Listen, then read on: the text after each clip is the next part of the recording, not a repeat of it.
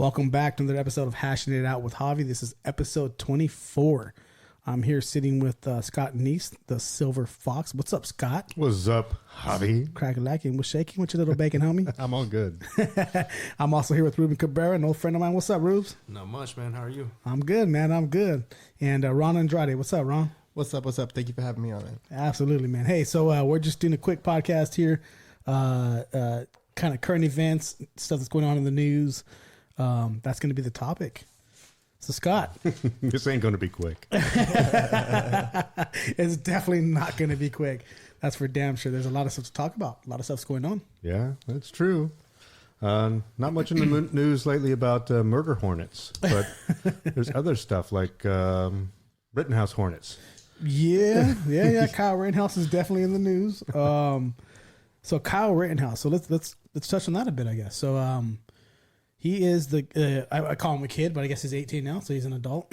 But he was the 17-year-old guy who went from, or was what's the word I'm looking for? He was accused of going from Illinois to Kenosha, Wisconsin, and defending a business out there with some friends, and then he killed 2 people and shot another. Mm-hmm. And so that's a very volatile case, I would say, right now. Yeah, it's all over the place. Everybody's watching it live stream and everything, right? Yeah. So, when I first became aware of this case, it was all over social media, and it was a typical kind of, here's this privileged white kid who went from, one state to another, who just committed all these crimes and murders, and why does he get to do it? Nobody else does, kind of deal. And it was kind of, right.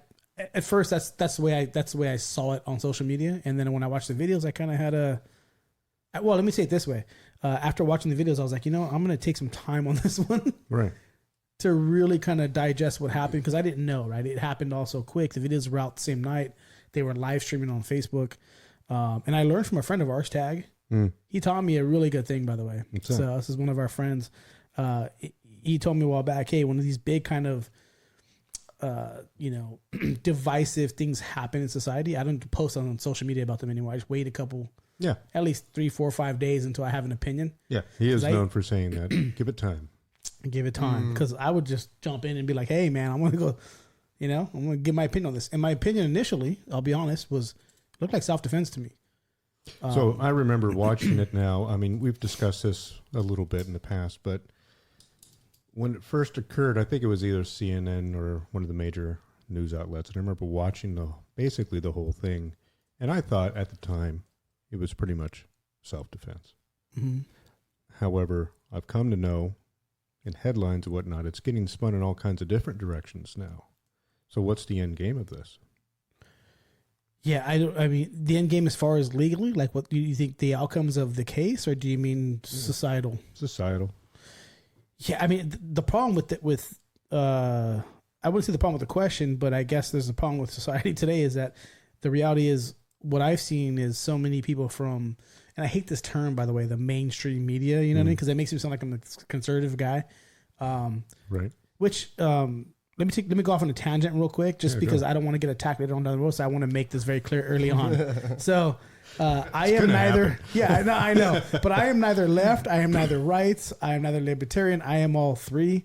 I often tell people that if I can describe my politics early on, or actually, just describe them in general, I just want like gay married couples to be able to guard their marijuana plants with AR-15s and pay the least amount of taxes when they sell that weed. You know what I mean? Mm-hmm. So I'm all over the place. And so when people attack me for being like conservative, it's silly. People attack me for being, progressive. It's silly. I feel I'm doing the right thing. I just don't take a side. Right. So right. I'm all over the place. But so your disclaimer, we're done? Then we're done. Okay. Now to the real you. So, so back to, the problem is I've seen people post, and people from the Hollywood side, and I would say, mainstream media, post all these things about this case. Like, for example, I've seen a post today from D.L. Hewley, right? Who's like a big mainstream media guy. He's a big comedian. So he was a comedian. I think he was on CNN for a while. Was it CNN or Fox? I don't know. Maybe both. One of them. But anyways, he went from being a comedian to being like this pundit kind of guy, and he's got a huge following. And today he posted that Kyle's mother, this white woman essentially was able to drive her kid from, Illinois into Kenosha, Wisconsin, and do this crime, and she didn't get punished for putting her kids in harm's way. But there's other people of color in a sense who have done this or done less than that, and they're in trouble for, putting the kids in harm's way. And I'm like, oh, that's kind of silly, because if you watch the case, which by the way, I watched every minute of this case so far. Right. I've burned hours of my life watching this case because it was fascinating to me. Yeah, you've watched it more than me. Yeah, I got sucked into it, man. I'll be honest. And the fact is that his mother didn't drive him there. According to him, he drove himself there. Right. And the other thing that I've seen all over social media is that he carried this rifle from. This is from large media organizations, by the way, who were saying that he carried his rifle. The biggest thing he did wrong was carry that rifle, and he was underage, first of all, and he carried that rifle from Illinois into Kenosha, Wisconsin, and that's against the law. You're transferring a weapon across state lines, and you're a minor, and all that stuff. And it turns out that the rifle was bought by his sister's boyfriend. For sure, if there's anything illegal that happened in this case, if they can prove anything, it's that they bought the rifle as a straw purchase. A straw purchase is somebody buys a gun for you because you can't get it legally. Got to prove it. Yeah. So they got to prove it, which they probably won't. But he bought that rifle for him. According to Kyle, Kyle agrees that he gave him the money. And the story is that I gave him the money. He was going to buy the rifle for me when I turned 18. Then he would give it to me. Oh. And we would do a transfer, which is a legal transfer through the federal government, which means that, he transferred a gun to me. We pay a fee for that. And this is a transfer fee, and that's completely legal, by the way. Mm-hmm. So that's their story. But the story in the mainstream media and on the progressive side was that, he transferred this gun and he shouldn't be going out there and doing that. That's against the law. And they're just wrong. They're just wrong. Yeah. That's easy. They're just wrong. So I don't know. This case was, it's been fascinating to me to watch, because I went into it with thinking that, by hearing what I heard on social media, thinking that was the case. And to this day, like I said, big people, big important people in society, I don't feel he's important, but he has a following. He has an audience, are tweeting incorrect stuff about this case. And what's scary to me, or concerning to me, is this case is going to come to an end either Monday or Tuesday. Mm-hmm. And now they've called in 500 National Guard. Good. Yeah, because they're expecting civil unrest. Yeah, they're expecting civil unrest. I got a question. Sure. So we're talking about this Kyle Rittenhouse case, and we'll go on, maybe talk about the judge, the jury, and evidence as it's been produced. But you mentioned something, kicking this off, with that comedian's name. What was his name again? Hewley? D.L. Hewley. Yeah. So I see him as an adjective going as an influencer. Would you agree with that? Yeah. Yeah, influencer mean that he influences the masses? His listeners. Yeah. Okay, massive or not. Mm-hmm. Okay, an influencer. Does that come with any liability these days? No. Should it? Free speech? Just a question. I'm not implying that it should. Well, if you have a blue check, if you have a blue check on Instagram or Twitter or Facebook, I think there should be some liability there. And what would that liability entail? What are the risks you involve once you get the blue check? Well, that's verifying that you have a certain size of following. Okay. Yeah. And so at that point, even we kind of discussed a little bit off air, at a point, where do we say that the media is held responsible with recanted statements and where our influence is handled on that the same standard of practice. Right. They can't put out misinformation about cases about, young kids, 18-year-old kids. Right. Journalism ethics 101. Right. Does an influencer, a past, what was he? Comedian, right? Yep. Once he gets the blue check, should he carry the same liability and responsibility? Question. Let me ask this question. Do news outlets or news media, say a la CNN, Fox, MSNBC, One America, do they carry liability for what they say? In some cases, but not all. Not all, right? I mean, I guess they would carry liability if there was slander done to somebody. Exactly. But that's it, though. I mean, at the end of the day, I think so. I think you're right. They can wildly influence people's thoughts. The reason I bring this up is we're all quite familiar with cancel culture. Mm-hmm. Yes. Okay. And we'll get back to this, Kyle Rittenhouse thing. But when you've got these people with huge followings putting out misinformation, I don't know for what reason, and it could be anybody for any kind of topic. Where does the buck stop? Because it does matter, right? It causes, in some cases, violence, riots, violent protests. Yep. And if they can trace it back to one person or a collective, is that important to do? Should we? That's a question. I've been saying for a long time now, and people attack me for it, that I believe that the media should be held accountable for the violence they incite if the information they're putting out is incorrect. So, for example, CNN had reported on the whole transferring the gun across state lines as being a thing. They reported about his mom being a thing early on, right? So if you're reporting false information and it incites violence, I could take this back to the Mike Brown case, for instance. Do you guys remember Mike Brown? He's one of the original ones who, he was one of the original black men who was killed by a white cop, and he's the one that, the term "hands up, don't shoot" comes from. So, I've been fascinated by these kind of cases since before then. Since George Zimmerman and Trayvon Martin, right? So I've been watching this for years now, right? Since that's 2008-ish, I think that was. Right. And so the Mike Brown case, what was fascinating to me in that case is that, the media, all the media outlets and across social media, especially on Facebook, was reporting that, Mike Brown's best friend who was there with him at the time when he was killed said that, well, Mike put his hands up and said, "Hands up, don't shoot." And the cops still shot him and killed him. Then he came back and recanted his statement and said, actually, he didn't say that. But even though he said that, the narrative today still, even in the Black Lives Matter movement, like today, if you see them, a lot of them are still going around saying, "Hands up, don't shoot." Like that didn't actually happen. And even the best friend said, "I lied and said that happened, but it didn't happen." That kind of stuff, when the news media reports on that kind of stuff, because they're trying to get clickbait, they're trying to get attention, they're trying to get media dollars, when it comes to marketing, they're trying to get marketing dollars. If they're reporting this kind of stuff, it matters, and I think that they should be held accountable for it. That's still a narrative today, and that was a few years back when that happened. You know what I mean?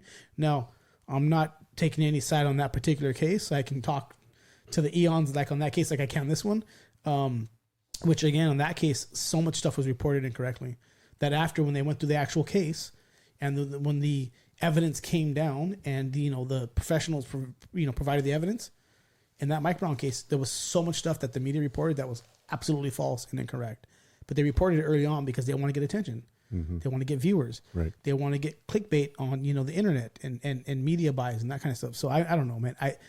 I've been saying personally that I think those who report false information that have an extreme following have a responsibility on these platforms, because these platforms to me are utility now. When I talk about Facebook, Instagram, Twitter, these platforms are so big. They have billions of followers. They have more followers than there are people in the world, which means there are billions of people around the world, around the globe, that are on these platforms. And if they're getting their information from these platforms, they should be treated differently than just has some internet application. Can you define utility as you're using it? Utility would be like your cell phone, the internet, electricity, water. There are things that people should have access to, but have to be regulated in a sense. In other words, you get water in your house, right? It's a utility, right? You get water to your house, but you're not supposed to. If you live in Michigan, Detroit, maybe not. But you're not supposed to get bad water, but there's supposed to be a municipality in your area that controls and regulates those things so that you get a healthy dose of whatever you are consuming. And these platforms are, and again, it gets down to the First Amendment, right? At the end of the day, what can you or what can't you say? But at the end of the day, we have a First Amendment here, but you can't sit in you can't be in a movie theater and yell bomb. Nope. That goes against the First Amendment. It does. It's been modified, right? For good reason. For good reason, right? So what I'm saying is that we have to rethink the way we think about these things, because they're so big. They're so big. That's all I'm saying. I don't have an answer to it. No, that's fine. And I don't know what we do with it, but I do know that there are people out there who are smart enough to know that what they're spreading is false, and they're creating divisiveness in this country, which is dangerous at this point. I don't disagree. Yeah. That's all I'm saying. But like for the liability, because Ron was saying that once you have a blue check mark, right, you have some sort of, a following where you have people that you influence, right? But what if I don't want to be that influence? What if I just happen to have 100,000 followers, but I'm just a comedian and these people are following me and Facebook has put my blue check mark on there? Now, do I have some type of responsibility that I didn't want in the first place? Right. Well, no, because in order to get a blue check mark, you have to pursue it.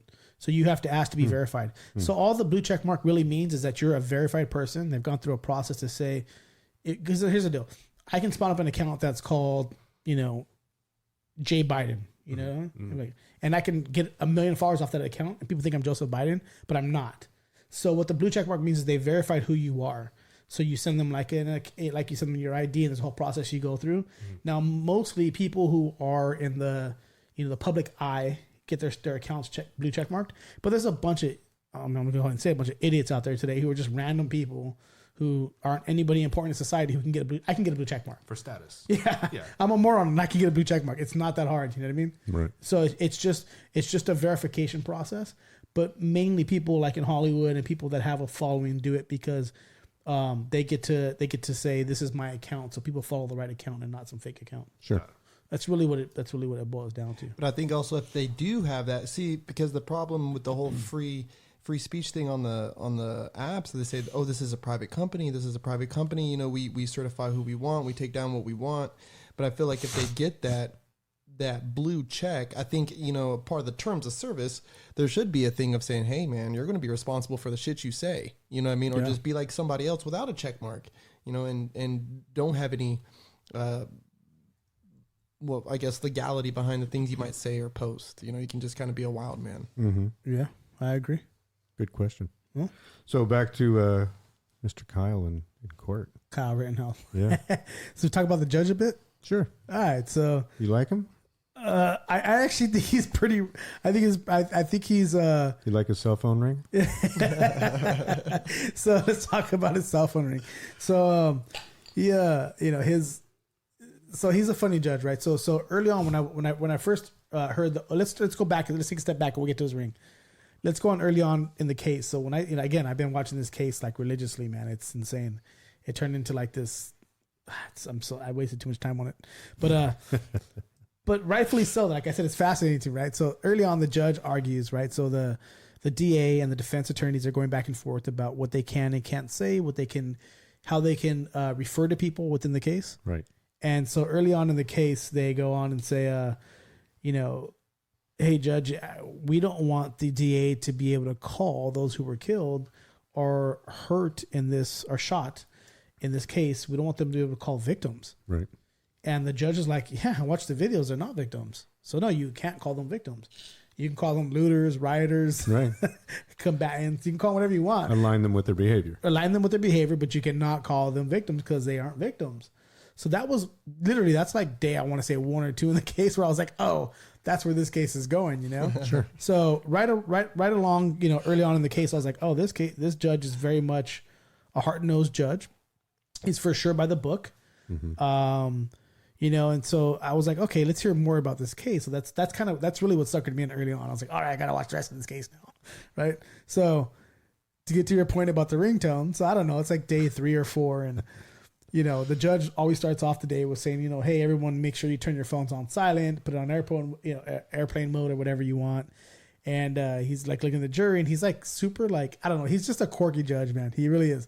And so he says that and like a few minutes into the case or a few minutes into that day, his phone goes off. And it's like the God bless America. At least I know I'm free. It's like the whole ringtone, right? So, he's totally like an American loving 2A supporting guy. Like if there was ever a 2A song, that's the song. You know what I mean? Okay. All right. It just seems generally patriotic. Sure. Yeah. Yeah. I'll concede that. Okay. All right.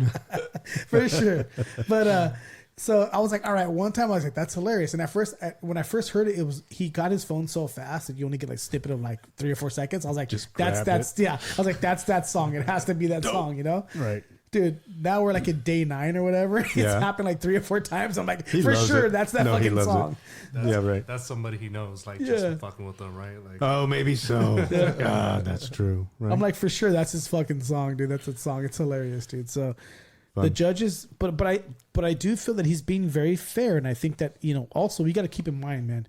They're in Kenosha, Wisconsin. That's way different than like Los Angeles, California. Mm-hmm. Culturally, absolutely. Culturally, yeah. And so, like, if he can you imagine a judge in L.A.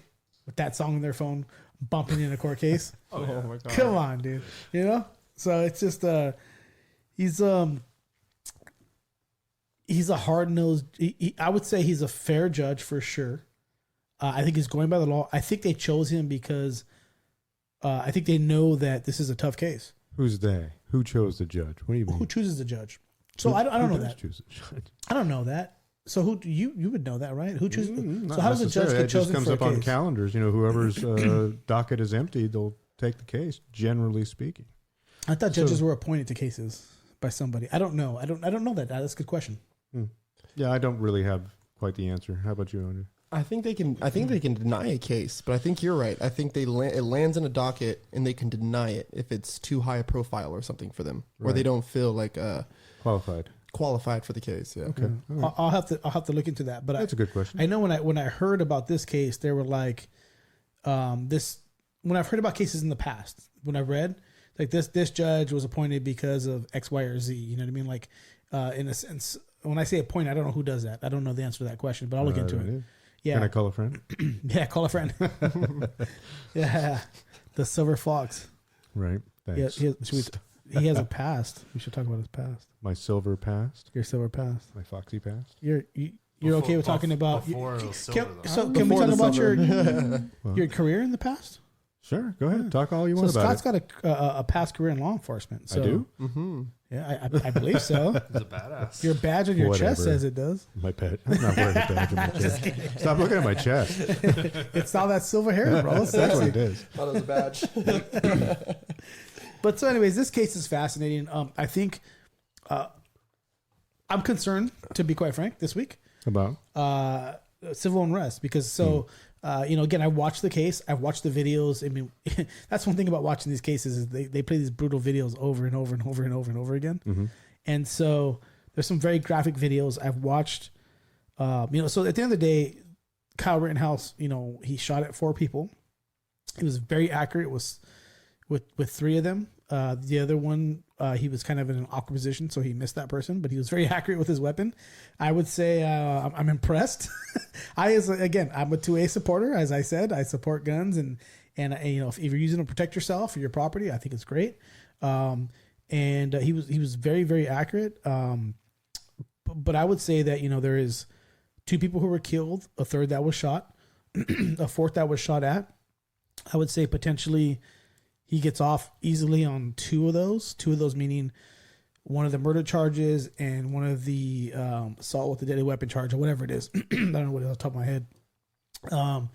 If there's any chance of him getting convicted, and I'm not a lawyer. I'm just a dummy who's been watching the case. I think that it's the first person he shot potentially that he could, not potentially, but he has a chance of potentially being convicted for. Is that because he wasn't necessarily threatened by the guy physically?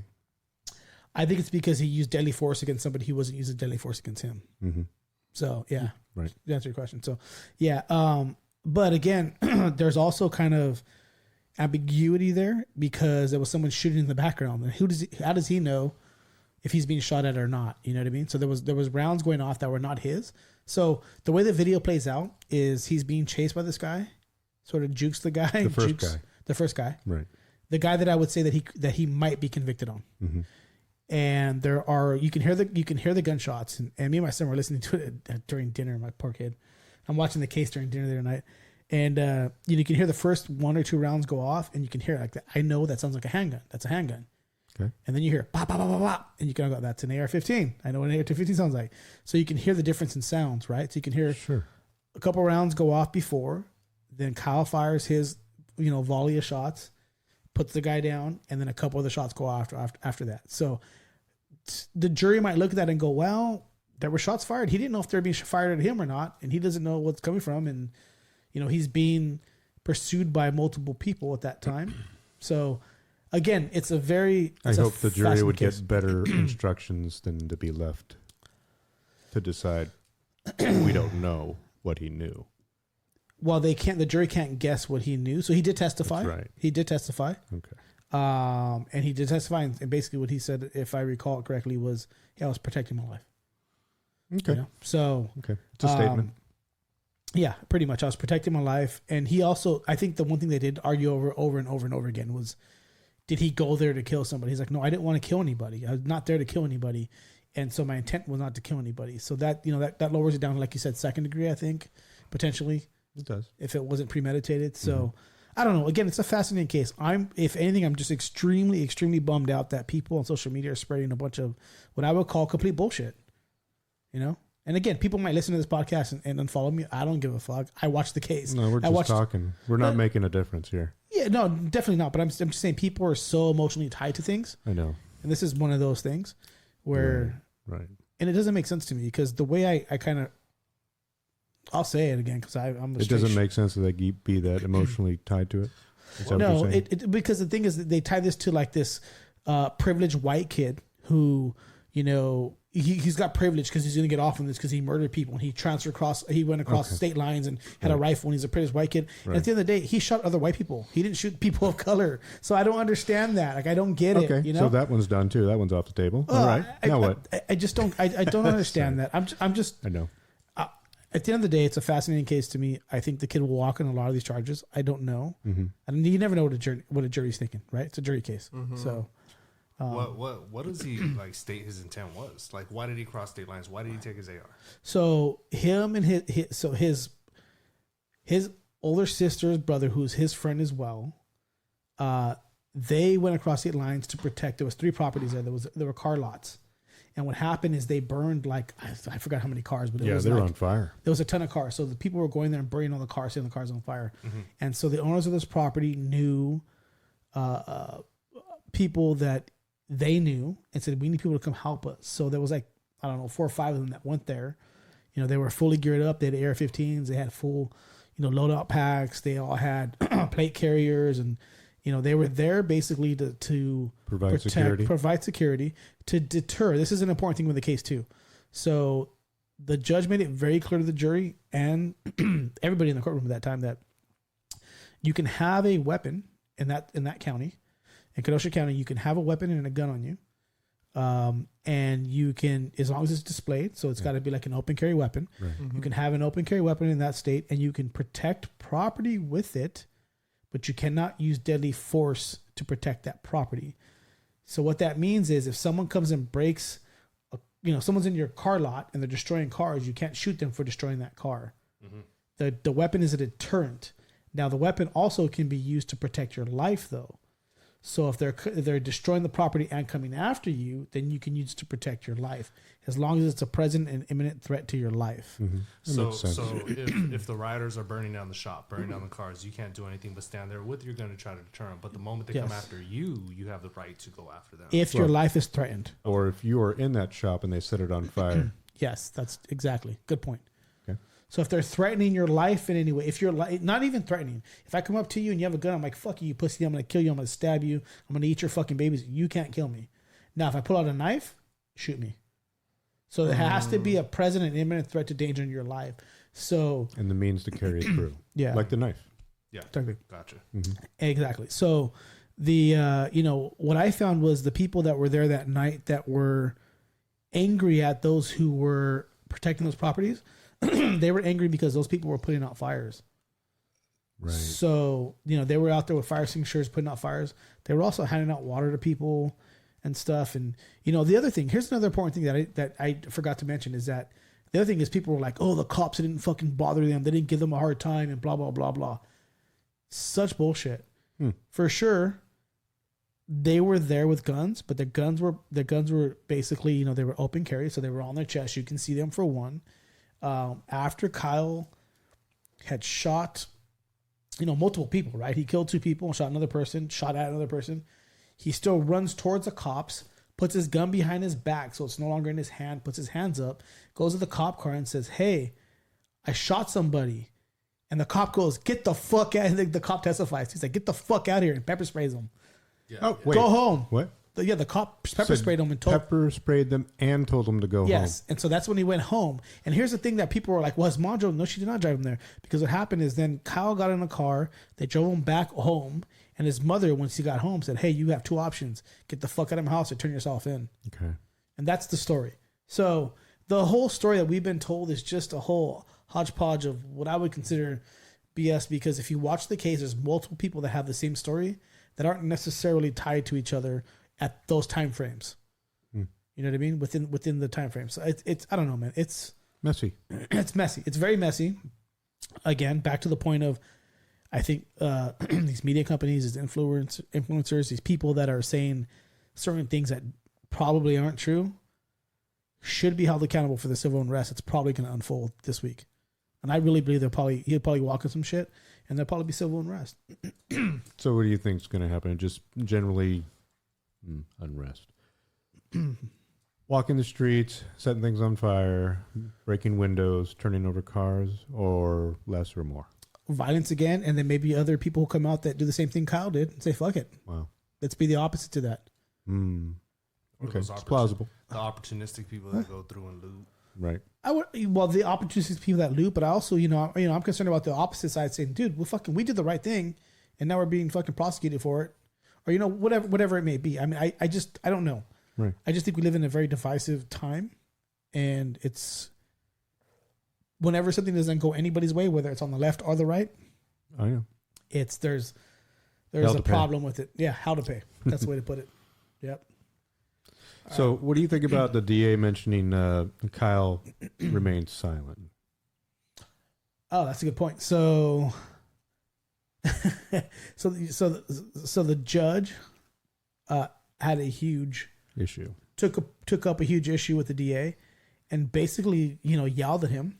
Mm-hmm. It was funny because it was kind of like an old man. You ever had your grandpa you had a grandfather in your life or an older person in your life that kind of goes, "Rawr, rawr," and they stop and they realize, okay, I got to probably settle down a little bit. Yep. It's kind of what the judge did, because the judge is an older guy. Did he in the end? Yeah. So he was like, it's actually funny. Yeah, it's hilarious, dude. We'll watch it after we record. We'll watch it. It's hilarious. So the judge goes in on the DA. He's like, hey, the DA was alluding to it being bad that Kyle hadn't spoken publicly about what had happened. So that he had not said anything public. He made a public statement either officially to a news outlet or on his social media. Correct. He remained silent. He remained silent. And so the DA was alluding to that in front of the jury, and the judge was like, whoa, jury, take a break. We'll call you back in a minute. Right. And as soon as the jury's out of the door, he's like, what the hell are you, and I'm paraphrasing, but like, what the hell are you doing? Like, this is fucking constitutional law. Like, a defendant has the absolute fucking right to remain silent. You can't tell the jury or allude to the jury that's a bad thing or it's a bad character in him because he decided to do that. Like, what the fuck? But the judge is like, he hasn't even testified in this court case yet. What are you doing? Right. And so he ripped into the DA's ass and he says, look, you're borderline. And he even told him, you're borderline on a mistrial. And he's like, and it's borderline. And so the judge was like, oh, don't do it again. Is what he told him. And I was like, oh shit. This is better than the OJ fucking trial, dude. It's really good. So mistrial, let's say a mistrial happened under those circumstances or something very similar to that. It's been years since I've been in the business. If things haven't changed, is he able to be retried or not? I don't know the law in that county. So I no, that's federal law. That would be state, I think. You think even state? Yeah, I think it's state. So I don't know. Well, maybe federal. I don't know. I'm not a lawyer. Yeah, but I would think. But from what I do recall is, if you're not convicted of something, like if you're not convicted of first-degree murder, you can't be charged for first-degree murder again. Well, if you're found innocent. If you're found innocent, you're right. Right. If it's a mistrial, they definitely can recharge him and go through the trial process again. Yes. Okay. Yeah, right. That's for sure. You're right. Yeah. Just checking my phone here. Is that the 8th Amendment?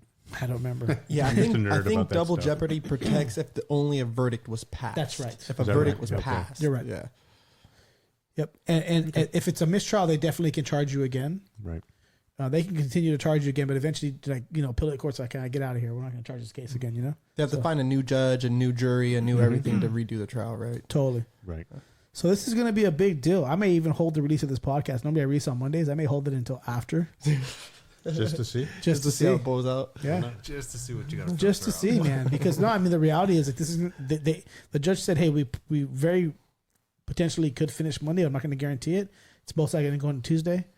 And then I figured they go into deliberations, and who knows how long that takes, you know, the jurors, you know. They're already done with the trial, right? They're done.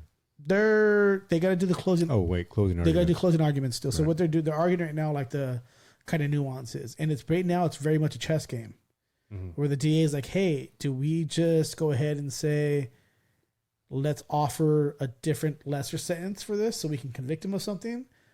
And the defense, on the other hand, is going, hey, no, give us the higher one because we know you can't. The jurors are going to go legally if they read that they can't convict him based upon this. So it's very much like a back and forth right now between the two. What I have noticed is that the defense attorney is very much the senior defense attorney who's running the case. There's two of them. The main one, they just outclass the DA. The DA is outclassed. You can see the frustration on his face. He seems just completely just defeated. And every time he tries something, the judge is like, nope, overruled. Right. Overruled. Nope. Interesting. He is the DA or an assistant DA? He's the head DA, and there's an assistant DA with him. Wow. Yeah, so there's two. Yeah, Wow. and they're both just outclassed, outclassed in my opinion. Yeah. Interesting. Well, did the funding for his lawyers come privately for Kyle's lawyers? Kyle got like $500,000 in days donated to him. Yeah, that's what I was going to say. Yeah, did donate to him to, I think, through a GoFundMe account. I want to say he got 400 on one and like another 100,000 on others. So he's got money to put on the right lawyers, you know. So he's got top line. He's got top line lawyers where the DA is just kind of like he's got all those county employee. He's got all those 2A supporters out there donating money to his GoFundMe. They just call county employees down. Yeah, they are county employees, right? Yeah. Employees. They are. Dude, DAs don't make that much, bro. They don't. I don't know what they make here or there. I won't say, but I saw some Never been senators one. out there that I know personally who don't make shit. I make a lot more than them. DAs, if Yeah. I ever end up in there, I love you guys a lot. Yeah. Right? No, but you're right though. They don't make that much money. The county employees. Oh man. Fucking Ruben. So let's change the subject because people are probably bored, because people probably haven't watched the case enough to know all the all the little kind of nuances about it. But Right. but it's a fascinating case, you guys. And to be honest, man, every one of you who's passing judgment on it, I beg and ask of you, before you do, and before you get upset, and before you all, if you want, and if you have the time, just go watch the case. It's fascinating, especially all those people who are out there like into like the murder mystery stuff. Watch this shit. This is real life, man. There's no greater TV than this. You know what I mean? No, this is I real do life, man. It's insane. High profile. It's a High profile. High profile. Mm-hmm. Very high profile. When I was in college many years ago, our professor would just turn on the O.J. Simpson trial because that was going on at the same time that I enrolled back into college. So Damn, we you're watched old, the bro. I was in junior whole high. thing, right? You were in junior high. I was in college. Damn it. I remember just watching all that. Judge Ito, everybody. It's just fascinating. Johnny Cochran. Mm-hmm. Yeah. So bringing that up, What's up? it's a good time to switch the topic then. You think? So that was speaking of that time. Yeah. So I think I was in 8th grade. I was like, what, 92, 93? Around there? Yeah. So we were like in 8th grade, Ruben, Summer Junior High. And I remember that was the first case in my lifetime, because I was young, right? I was like 12, 13. Sure. But it was the first case in my lifetime I remember where I watched the country be very, very divided. Okay. Very divided. I mean, if you look back at those times, I think that was the very beginning of the division when it comes to modern kind of distribution of media. Mm-hmm. So, do you remember watching that in junior high? Like it was all over the TVs in junior high. Do you remember that case, Ruben? Yeah, every day I come home. Yeah. Yeah. When we grew up, we didn't have an idea of like racism, right? We grew up with like black people, Mexicans, whites. Like we never thought about racism. I think that was the first time I ever thought about racism. Yeah, because the last time before that would be during the civil rights movement, right? Which we were born after. So Right. we saw it for the first time during the OJ trial. Right. We were born like 10 years after civil rights, right? Which is crazy. It makes me feel so old. When I think about it, I'm like, damn, it's only like 10, 15 years before us, I right? remember seeing it, walking through the mall. All the TVs had it on. Right. Right. So it was Yeah. it was in your face on purpose. 100%. But I don't recall, what I'm getting at with me and Ruben is I don't recall ever even thinking about race before, though. Before that. No. I don't ever recall. Like, we grew up with like, so, I mean, I can name 5 of our black homies we went to school with, right? Like that we grew up with, like literally from kindergarten through high school, and never ever thought like, oh, they were different than me. It was a racial thing. Like there was any kind of difference between us. That case to me was the first beginning of like division. And then remember the civil unrest that followed, right? Oh yeah. The Rodney King riots, right? Yeah. Watts and whatnot. It went everywhere. It went everywhere. Yeah. And so the divisiveness of this country, right? Mm-hmm. So thinking of like those times to now, it's very much in parallel to me, like what was going on then to now. Well, now we can see it coming.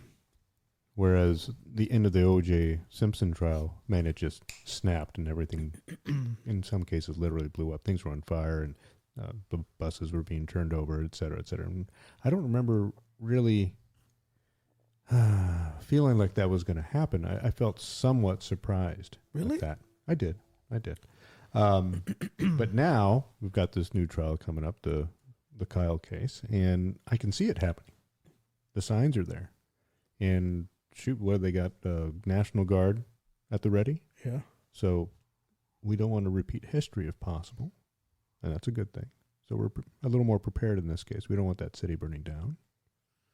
That's all. Interesting. I feel like back then I felt like it was my experience was I felt like the racial thing was coming too, because it was everywhere. Yeah, because I remember the newscast back then. It was the first time you got like a lot of like live news feed of stuff that was going on. Yeah. And I remember they moved the case. I remember they moved the case from LA to Simi Valley, which is in Ventura County. Right. So that case actually took place in Ventura County. It did. It did. They moved it because they're like, oh, we got to get it out of the city because it's going to be crazy in the city. And so they moved to Ventura County, Simi Valley. And I remember there being outside the courthouses where there was this group of people who were like, he's innocent. And their group was like, he's not innocent. And I was like, holy shit. I remember that. And I remember their very, very divisive nature back then. I remember seeing that. I think it may not have been as strong as apparent as it is today with cases. I agree. Because the information wasn't flowing as readily or easily then as it is now.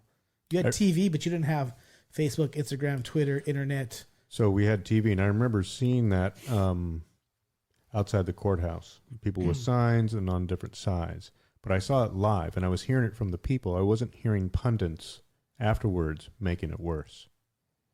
That's a good point. Well, no, you're right. You're right. There wasn't a nature of like a Fox versus a CNN. Nope. You're absolutely right. So at what point do we hold these fucking news media outlets accountable? Back to my initial question, right? Yeah. What's the liability factor? What is the risk? Should there be one? It's just a thought process. It's a thought game. So what do we do? Well, the First Amendment makes it so tough, right? Does it? Absolutely. Inciting a riot is in the Constitution too. That's a big no-no. But if you have And your how do First you Amendment prove that? right, you have your First Amendment right to feel and think and say what you want to say. That's right. But when your First Amendment rights of doing that infringe upon mine because I feel threatened, that's no longer your right. But anyone can argue that anyone can feel the opposite of that. That's right. That's the problem with the First Amendment. Well, it's not a problem. I mean, at the end of the day, I feel that, you know what, let everyone say what the fuck they want to say and let's sort it out after the fact, right? How? Well, sometimes the meeting of minds comes to the meeting of the swords. You know what I mean? And you got to let the victor sort that shit out. We can't. Nothing's perfect. Nothing's I agree. perfect. I You know what I agree. mean? Yeah. Nothing's perfect. Just a thought game. What do we do? Son of a bitch, Scott. You always make me think. Mm-hmm. The silver fox and his sexy chest hair. I think there's a line where responsibility should be drawn when fact and fiction meet. You know, so you can have your opinions and you can have, you know, you can say whatever you want about me, but then when you begin to speak on what may or may not be fact, I think that's when things get fuzzy. So are you talking about journalistic ethics? Yeah, reporting ethics, everything. I think you should be able to report any information that you so God have, as long as it's a fucking fact, 100% fact. So here's the hitch in that giddy up. So literal news reporters, for the most part, let's use generally AP. Okay, They have all kinds of rules on how they report. Okay, that's one thing, and they try to stick to those rules for facts, right? Very little innuendo. Open-ended questions, generally. Pundits do what? They give opinion. That is different than journalism. But their opinion might be based upon what they feel is fact. Still an opinion. But fact can't be felt. Fact is fact. Well, fact is fact. okay, so my fact is I like thick women. Your fact may be fuck a fat bitch. But those are opinions at the end of the day. But they're facts for us though. Okay, I don't want this to get lost in translation. So literally, reporters have ethics and they have standards, professional standards. Pundits do not, because they're not journalists. Pundits should be held to the responsibility of a journalist. Okay, so you're being pedantic. You're being pedantic now, right? Yes, So for very good reason. for sure. but what I'm saying is, so I think what you're saying is we don't have reporters anymore. We have pundits. No, we have reporting agencies, CNN, NBC, Fox, whatever, who do report news, but they also employ pundits. Right. So, but we don't have reporters. We have reporting agencies. We have organizations, media outlets, and organizations who use pundits to convey their message. They do. Okay. So, but we don't have reporters in, because a reporter would be somebody who's not doing that, who ethically is reporting on the news. There are those kind of people, by the way. There are people in this case, by the way, the Kyle Rittenhouse case, who were like, I am a reporter. But at the end of the day, all those who claim to be independent reporters who, report the truth on the ground, all had a biased opinion. Every one of them. Okay. So Yeah. maybe, and it's just maybe an answer to my question is, should reporters state that I'm reporting facts and pundits say, here's my opinion before they speak or report? At the end of the day, I think everything is still an opinion, though. It doesn't matter. So in other words, you and I got in a car crash. I've reported many things in police reports. Yes. It's a report. But it was your opinion on what you saw, which No, could be somebody what else. I saw is not an opinion. Well, go ahead. No, finish your point. Go ahead. So somebody else could see the same thing you saw. We can see a car crash happen, right? We could see the same car crash. You and I could see the same car crash happen. So, let me give it. Hold on. Since we're doing that, pour some more. Oh, I already have enough here. I'll pour some more though. So you and I could see the same car crash happen, right? From the same angle, from the same vantage point. Our view of what took place that night in that car crash could be fact in our brain of what we saw, but it could be completely different. I could say the red car caused the accident. You could say the blue car caused the accident. It's still at the end of the day a fucking opinion. It's not. I mean, you can report facts if you're talking about facts. If you're talking about like scientific facts, like or mathematical 1 + 1 = 2, or if I put this chemical in this chemical and I do something with it and I modify the elements to something else, then that we can talk about facts like that from a scientific space. You're calling me pedantic? You are pedantic. I beat you at your pedantic game, you son of a Sally. Right? No, I follow what you're saying. Did you know what I'm saying though? In other words, we all have a. It's our. Let's not call them facts or even opinions. Call them perspective. There you go. It's my perspective on something. You know what I mean? So at the end of the day, we know that we know now that the human memory on things is really bad. That's why like people like investigators today don't take what people say when they saw a murder happen. Like, take it with a grain of salt until you talk to 5 people and then kind of stitch together the 5 There's all kinds stories. of methods, right? That's the reason why there's his story, her story, their story, and then the story. Right. You know what I mean? So that's all I'm saying. Okay. So somebody at Fox News might have a completely jaded view on the way they see the world, and somebody at CNN has an entire jaded view on the way they see the world. But it doesn't negate the fact that in their mind, that's the factual way they see the world. It's part of the problem today, to be honest. Part of the problem with divisive nature. A few years ago, was she in the cabinet with Trump, the blonde lady? Said alternative facts. That was that McInerney? What's her name? I forget her I name. can see her face. Yeah, We have hot alternative blondes. facts. So why is there always like hot blondes that are pundits? I don't know. We need we know a hot brunette that's a pundit. You know. I'm just saying, but you get what I'm saying, though. I mean, I do. I don't know.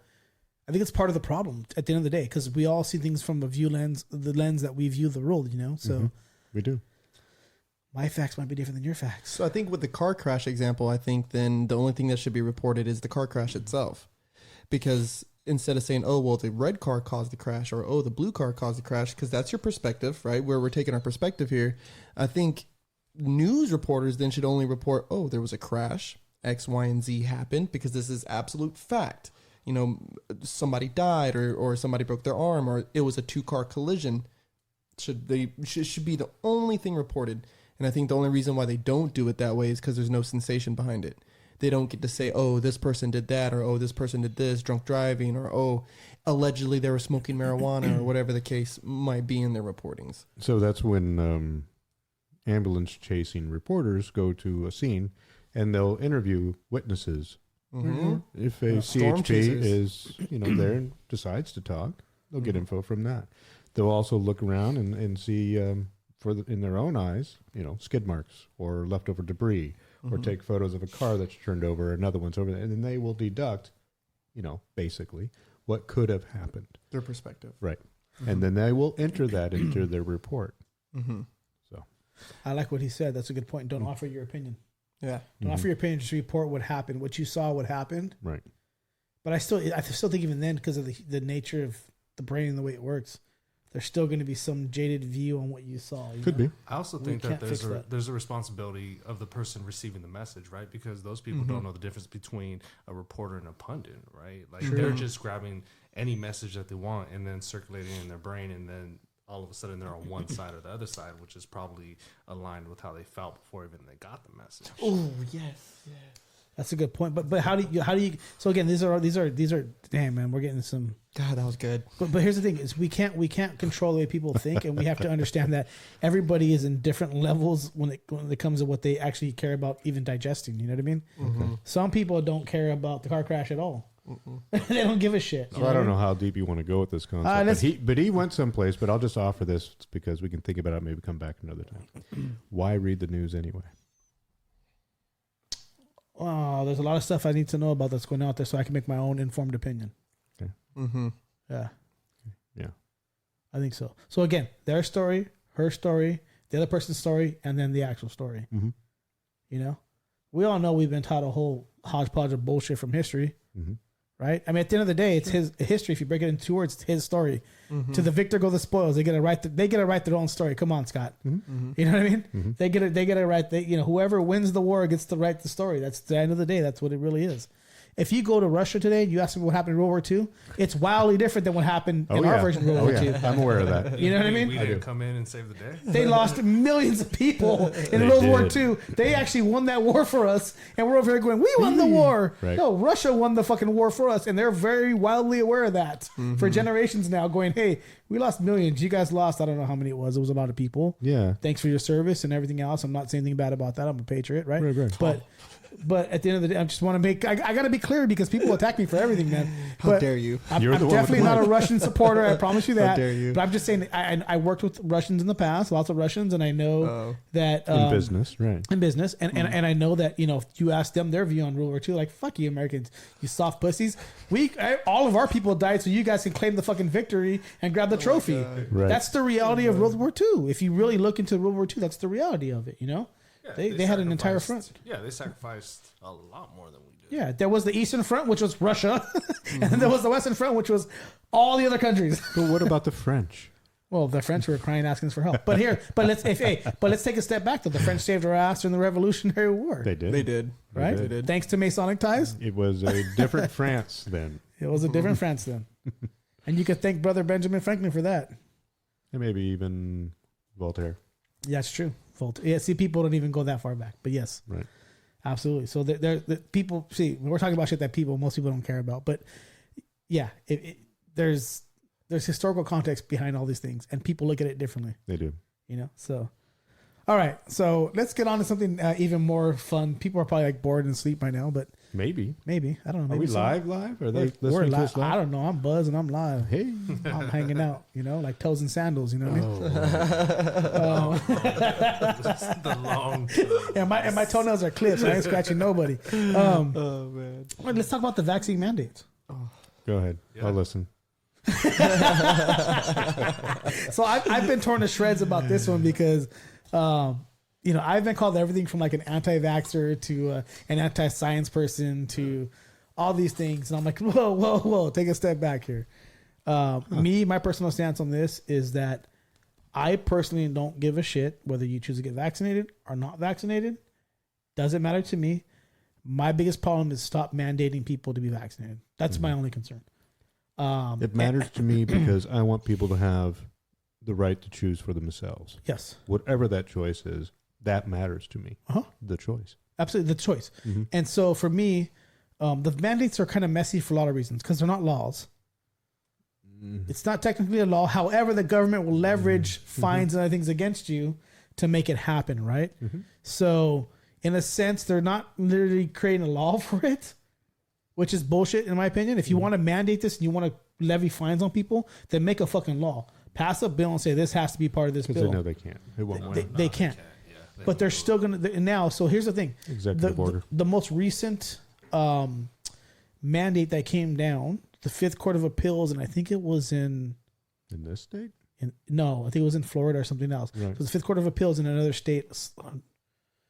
I don't want to get it wrong, but some state in the South appealed it and basically say, hey, calm down, Joe Biden. You can't pass this next one that you... Oh, I think I saw that headline. Yeah. So it basically the one that basically states that any company that has over 100 employees has to basically either have everyone vaccinated and or their employees. And here's the shifty part. It gets worse and worse over time, right? So the shifty part is they either have to have your employees vaccinated or they have to pass a test every week. I think it's weekly. But the thing is, in there, it doesn't state that the companies have to pay for it. So companies are going to go, I'm not paying for that. Let the employee. If they don't want to do it, then let them pay for it. So how many people are going to be like, I'm not? Those tests can get expensive over time. Sure. Right. If you're a $15 an hour employee and you got to buy $80 test or $100 test a week just to work, that same day result kind of prices. Yeah. Go fly a fucking kite. Fuck off. Right. So for me, it's not about whether you want to be vaccinated or not vaccinated. It's about the choice to have it. And I think for me, where it really took a turn is when they started to say we need to vaccinate children. And to me, the reason behind that is last I checked, and don't hold me to these numbers, but it was a while back, there was something like 200 kids who had died of COVID. And of those kids, I think 1 or 2 actually died of actual COVID, and the rest were very, very terminally ill. Previously? Yeah, so they had like very terminally ill diseases, like deep into the phases of cancer, and stuff like that. So like these terrible pre-existing conditions, very unfortunate conditions. COVID on top of it. On top of it. Got it. So very, very so here's the deal. Like, if you're telling me we should vaccinate kids like 12 to 18, I was like, whoa, that's crazy. And then they went like 5 now to 12. I'm like, whoa, here. It's fucking insane. And I'm like, here's the deal. I look at it like this, and I had this conversation with somebody who was one of those people who doesn't care about these topics, so is not very aware of all the different things that kind of encompass these topics, right? And I said, let me explain to you a very simple way. If this disease was as deadly as it is being made out to be, and there was a vaccine that worked, people would be lining up around the fucking corner for 20 fucking miles to get that shot in their arm if they were really worried about their lives. And people just aren't that right now. They don't care. If you go out, there's fucking parties going on. There's NFL games going on with 30, 50, 60,000 people. There's concerts with 100,000 people. Right. There's people who are not worried about this anymore. And the numbers are not spiking. This has been going on since the summertime. There was concerts. There was like a Bad Bunny concert, a concert in Rosarito, Mexico. There's these concerts with like 100,000 people. We didn't see no fucking spikes. And I'm not saying the disease doesn't exist. I'm not saying it's not deadly. I personally am not vaccinated. I personally fear the disease. I'm very careful about who I'm around and what I do and how I live my life.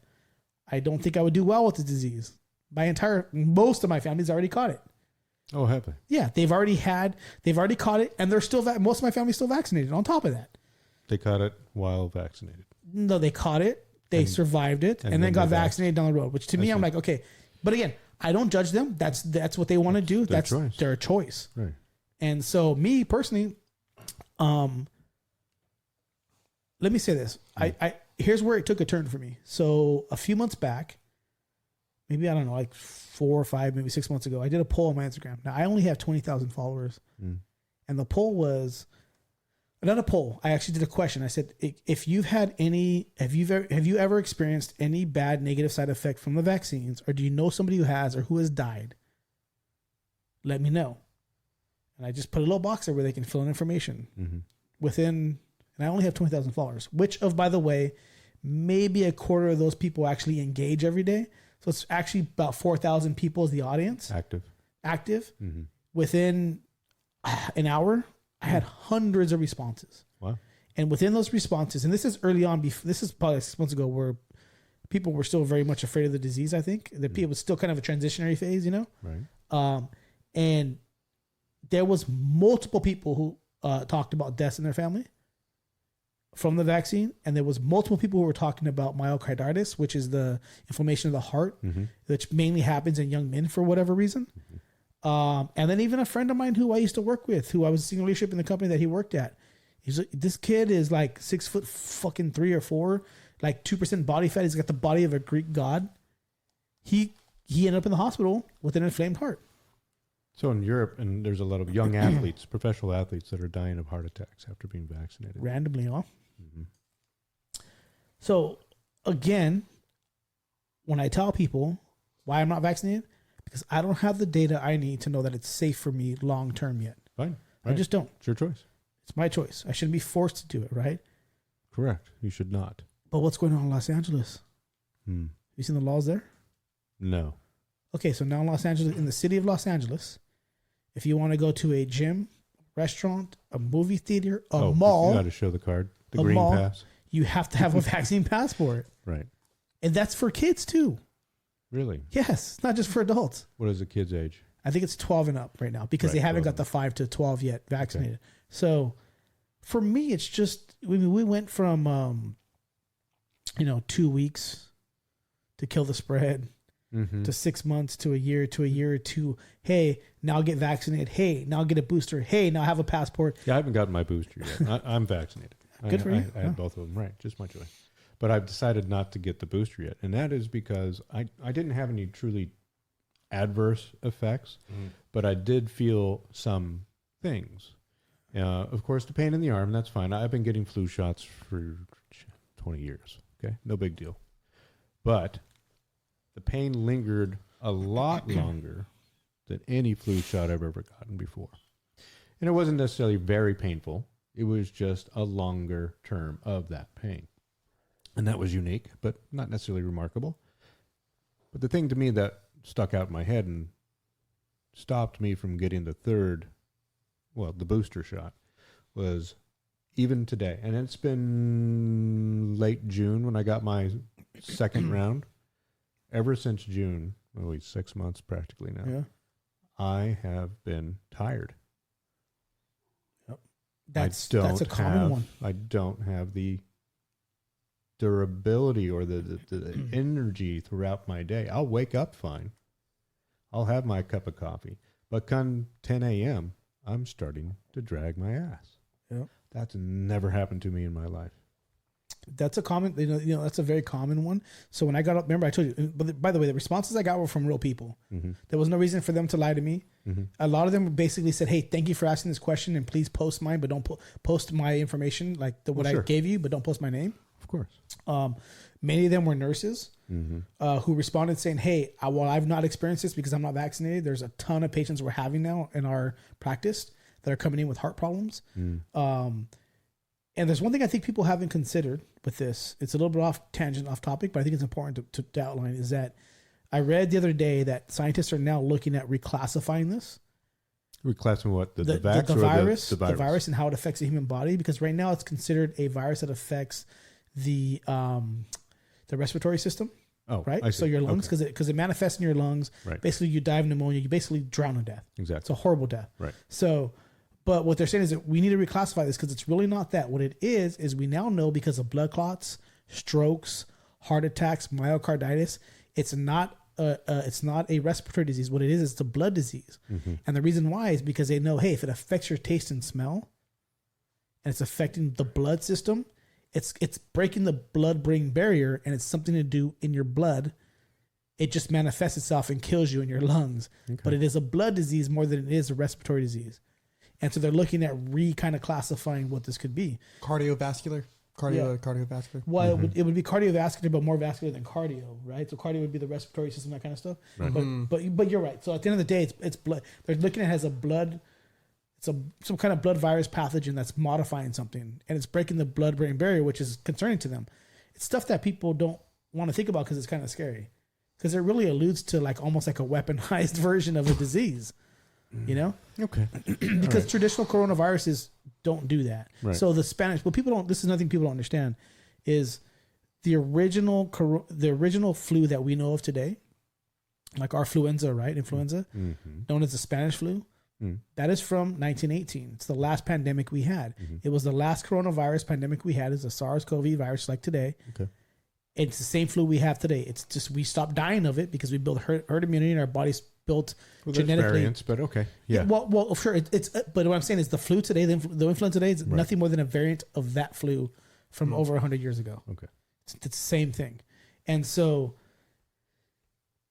this virus, when it came out, and we were talking about like, all this and doing that and having all these, the way we handled, I guess let me say it this way, the way we handled this was wildly wrong in my opinion. I think the way the world went about handling this pandemic was wrong, and I think we were told by scientists what to do, and I think the scientists are going to basically be hung in a, when I say hung, I mean kind of historically, when we look back, right, we're going to go, hey, Fauci. By the way, have you heard about Fauci's fucking emails and releases about what he was doing? No. In the NIH? No. See, this is it blows my mind that people aren't paying attention to this stuff. So, via his emails, they found out, and Dr. Rand Paul, who's an actual doctor, has been going after him in the Senate, fucking like literally every day, beating the shit out of him too, and Fauci is arguing is already being pedantic rather in his argument rather, and so what he's doing is basically, Senator Rand Paul's going after him saying, hey, we know via your emails now your NIH was funding the Wuhan lab in Wuhan, funding it for gain of function research. Gain of function, you know what that means? That basically means, for whoever doesn't know, I'll just explain it. It means that you're taking a virus that we know is a virus from nature, and you're trying to figure out how to make it more infectious and more deadly. Yeah, more so you're trying to give it a gain of function. Mm-hmm. Now there are laws around the world that state you cannot do this on human cells. You can do this within animal cells, but if you do it in human cells, then basically you're weaponizing. You mean a bat? What exactly? Well, I'm glad you bring. Hold on. I'm glad you bring that up, because what was the first thing we were told? This came from a bat, right? Right. Wet market. China. Wet markets. That's the first thing that Fauci told us. This could potentially came from wet market. It came from wet market. Well, here's what we now know: this strain came from a bat, and what they're saying is the strain they had from a bat at the Wuhan lab that Fauci's fucking organization was funding in China. This is, just Google it. It'll blow your fucking mind that this is, people aren't talking about this more. Mm-hmm. And they were doing gain of function research in mice, but what they did is they took human cells and put those in mice, and then did gain of function in the human cells within the mice framework. Okay. So at the end of the day, they're doing gain of fucking function research, in my opinion. Okay. It's comparable, perhaps. Human cells? In a rat? Human cells? I don't know. We put pig hearts in humans, and they survive. Yeah, but they need a lot of drugs to make them work. Yes, but they survive. My point is they were trying to figure out something. Okay, if that's your point. Yeah. Yeah, that's they were what trying R&D to figure does. out something. Right. And so they're going after Fauci saying, hey, you knew this, and you were over here lying to us. Because he was under oath when they asked him if he had ever done gain of function research or provided any help at that lab, and he said no. Was that a lie? That's absolutely a lie.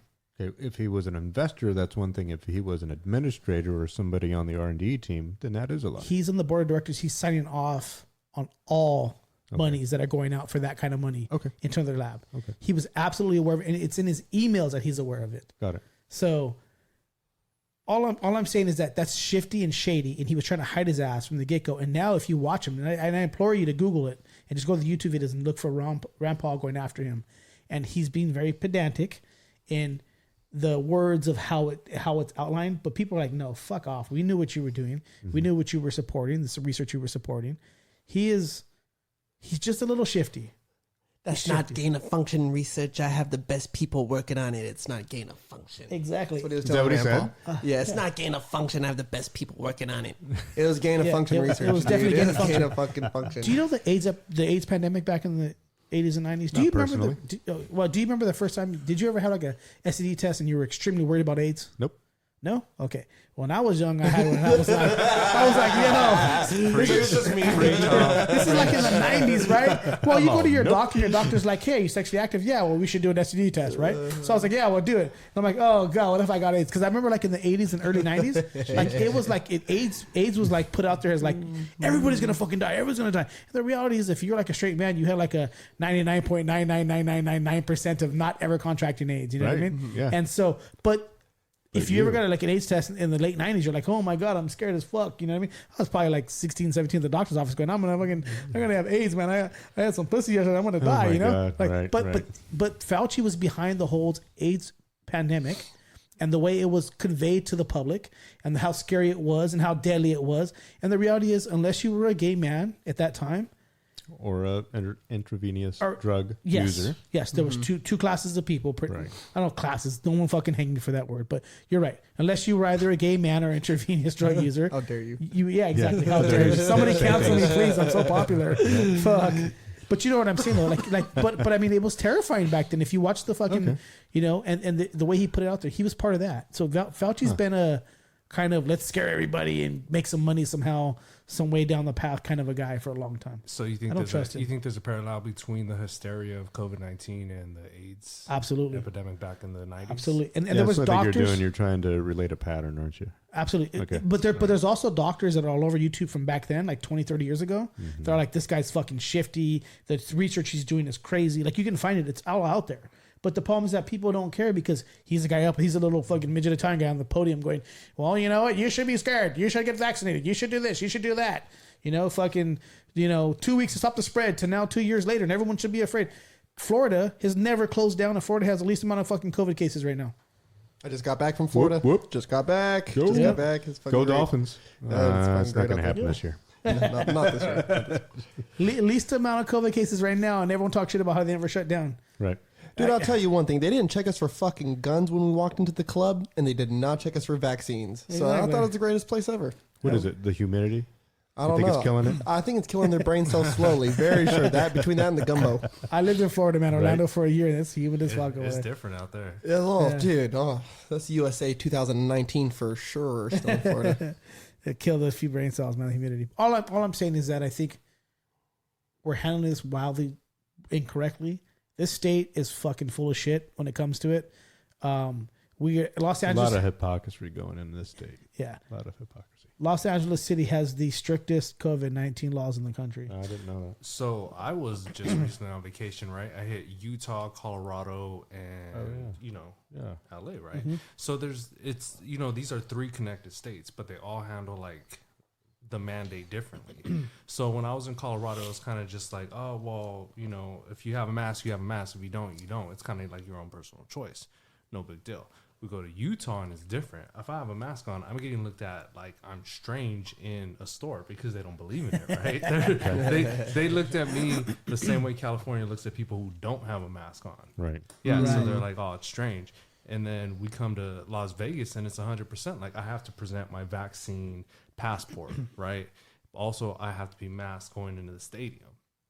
I go to LA Live last weekend and I have to present my ID card plus my vaccine card just to get into the restaurant, eat at the restaurant, come back out, walk over to Staples Center where I have to present it again. Mm-hmm. So that was insane.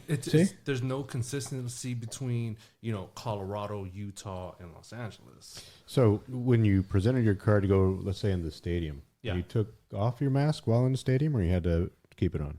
No, and that's the strange thing is because I'm walking in with the mask like fully strapped up, right? I got the mask, I got my vaccine card, I got my ID, right. I'm vaccinated and I'm covered. The moment I pass that, dude, I'm taking off my mask and putting it in my back pocket. Okay, but everybody standing in line had on masks. Yeah. Right. And that's the city's rule? Well, if you're out at any... I'm talking about outside the venue. To check in. To check in. And walking around the street and not stuff walking like around that. the street, not that I know of. No. Just getting in line. Yeah. They're just preparing to put their mask on. It's just like a bunch of fucking people following the leader. You know what I mean? Like, follow the next guy. It's human nature, right? Like, I saw that guy do it, so I'm going to do it. That's some sheep right there, man. Yeah. Wow. It's weird times, man. Point number 2, when was vaccines are available for 5 to 12-year-olds? Now. They're vaccinating those kids right now. No, when was that like? Was that a week? Was that a week? Roughly about a week ago is when I got an update. So the day that dropped, I went and bought Pfizer stock. Yeah. Today I'm up 20%. Yeah. Mm-hmm. Oh, yeah. Damn. Well, have you seen that? So I think it was, might have been Joe Rogan. One of these guys posted online a video of CNN television and all the pundits talking, and like every break, it's like Pfizer this, Pfizer that, right. Pfizer that. It's like they're all fucking funded by Pfizer, dude. The marketing dollars. It's insane. Well, it's like you're big on it, right? Follow the money. Follow the money. Oh yeah, I follow the money. I always tell people follow the money. When I invest shit, I just follow the money. That's right. Follow the fucking money. 100%. I tell my friends, dude, if you want to know what fucking channel is sponsored by who, just wait for the commercials, bro. Yep. And they'll tell you Pfizer or a cigarette commercial or this water or Ford or Chevy might come up. Dude, those are the ones supporting these channels, bro. 100%. Keeping it rolling. So anyways, vaccines are crazy. I don't know what's going to go on with it. My personal stance, again, is I don't care what you want to do. I do thoroughly believe that if the vaccines were so effective, we wouldn't need fucking 2 shots and a booster, and now another booster's down the road, and then another booster, because they're not devising. These companies you know what they're doing? They're doing what I call the light bulb method, right? So the light bulb method is basically that whole idea of like, you know, you create a product and you create it to fail on purpose so that you can sell it again, right? So the light bulb didn't take 10,000 times to make a light bulb because they didn't get it right the first time.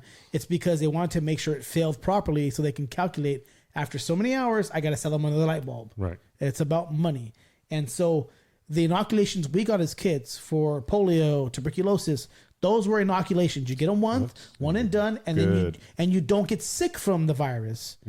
It saves you from getting sick from the virus. This doesn't do that.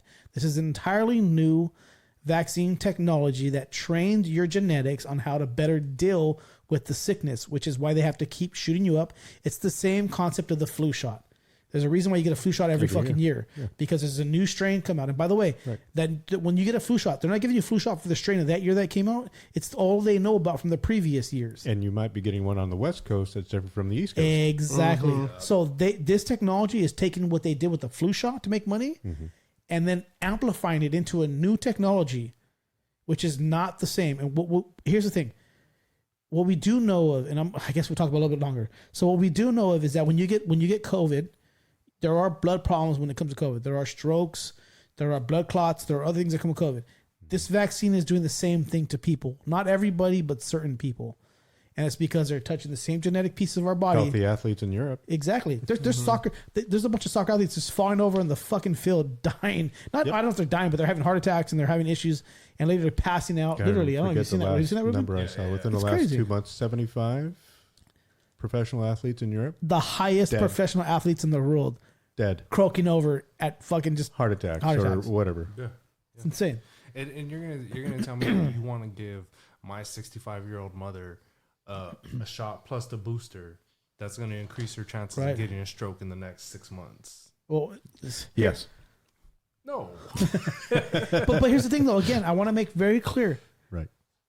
I think the people who have predispositions to things or who are maybe ill, who may have reason to need the vaccine that might help them, and I think the vaccines helped out a lot of people. For sure, it saved lives. I'm not anti-vaccine.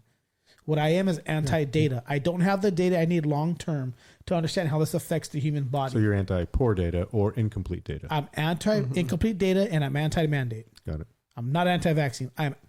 Vaccines absolutely have saved billions of lives, literally. You know, over hundreds of years now. We've been using them for a couple hundred years now.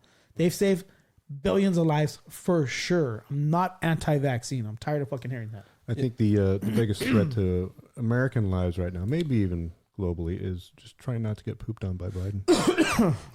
Dude, Biden. Let's go, Brandon.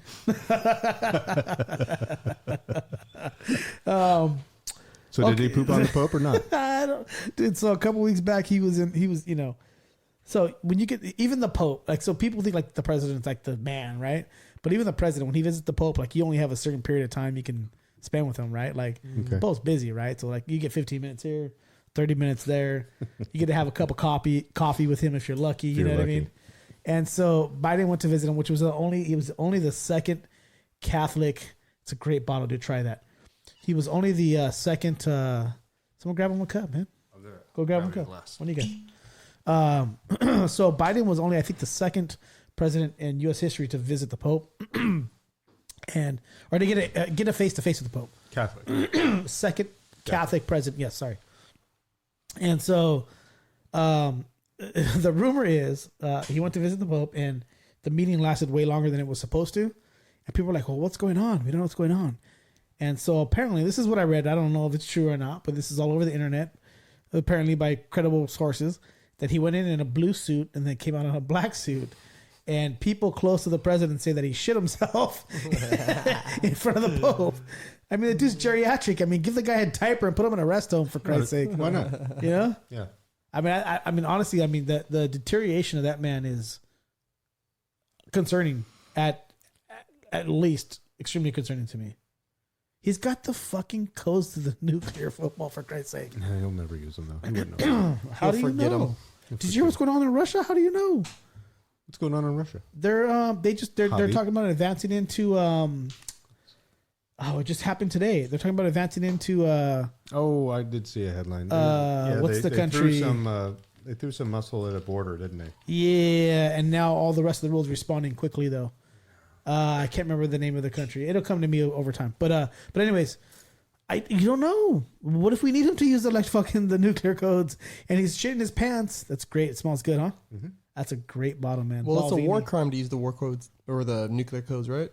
Yeah, but I mean, who's gonna say shit after that? They'll deal with that down the road. You know what I mean? Yeah. Oops. Oops. Yeah. So, like, all I'm saying is that his mental deterioration is happening quickly. I mean, you can watch it, right? Did you hear what he said the other day about the Negro baseball player? You missed this too, dude. You've been sleeping. So, Sleepy Joe. That's right. So there was a baseball player, Satchel Paige, who played in the Negro Leagues, which is what they called those leagues back then. So you had MLB, which was like the Major League Baseball. Okay. And you had the Negro Leagues, but he says, and I quote, the great Negro Satchel Paige played in blah blah blah. Like, he literally called him a Negro. Like, what is this, bro? Is this fucking 1960? Like, come on, Sleepy Joe. Like, that's an old Democrat. Yeah, exactly. Yeah. It's insane. I don't know. I find it. What if Trump had said that? Could you imagine? No, I can't. The streets would burn. Done. Yeah. The streets would burn. 100%. The streets would burn. I mean, it goes to the point of the divisiveness I've been talking about almost all night, right? Like, the divisiveness in this country is insane. You're right. If Trump said that, it would, I mean, literally at least one county somewhere would have been in rioting or some kind of something, you know what I mean? And Seattle would burn. I'm not a Trump supporter before somebody comes after me. I like my finances in the Trump regime. I didn't care about his mouth. You know what I mean? That's the way I put it. You know what I mean? Yeah, I like the way my 401k grew. I like the way my bank account looked. I like gas prices. I like the fact that ships are able to get cargo off of them.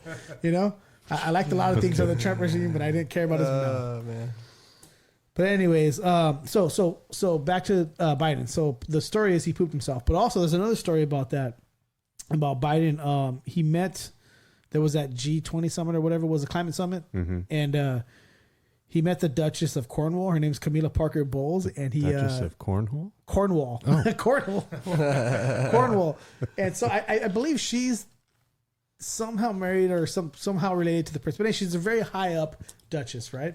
And when he met her, he entertained her for a while or whatever, and apparently he farted really loud and long. Awesome. It wasn't just like a little fart; like he just let go of gas, like it's like a presidential bomb. Nothing like a exactly. Hey, he's fucking taking care of that natural gas. You know what I mean? Her. He's all about that natural gas. You know what I mean? Right. And so apparently she can't. This is another rumor that's hilarious. Apparently she can't stop talking shit about him, but she won't go public with it. You know. Right. And so. I don't know. I think the guy's geriatric. I think he belongs in a fucking rest home. You think he's that bad? But do you think? But I got a joke for you guys. Okay. So you guys know how Kamala Harris always giggles, always laughs, right? Sure. Her cackle, I can't stand it. It's like fucking. It's like fingernails on the chalkboard to me when she laughs, because she always laughs when she doesn't have an answer or anything. Like when she's like, "Oh, I don't know how to answer this question." So someone laugh. So from now on, we're gonna call Joe Biden and her Shits and Giggles. Shits and Giggles. I love it. That's awesome. Oh, fuck, dude. Fucking the crapper and the cackler, right? The crapper and the cackler, exactly, dude.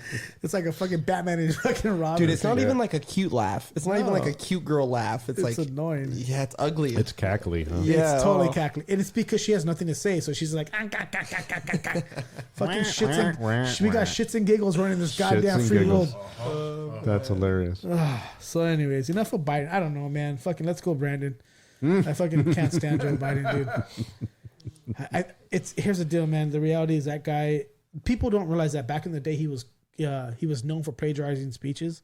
Back in the day, back when he was like a senator. Yeah. Oh yeah. He was plagiarizing speeches like word for word. It's just I wish people would be more aware of these things. Like just literally Google Joe Biden plagiarizing speeches and fucking word for word plagiarization. I thought of speeches. Ivana got tagged for that too. She did. Yeah, But she did it on purpose though because she was trolling Michelle. She was doing Michelle Obama speeches. Oh come on, that's Michelle an Obama had easy plagiarized. reply. She was I did that on purpose. Really? She was trolling her 100%. 100%. Dude, it was Really? word for word Michelle Obama speeches. Yes, that was trolling. 100%. 100%. I've never heard that angle on it. Oh, dude.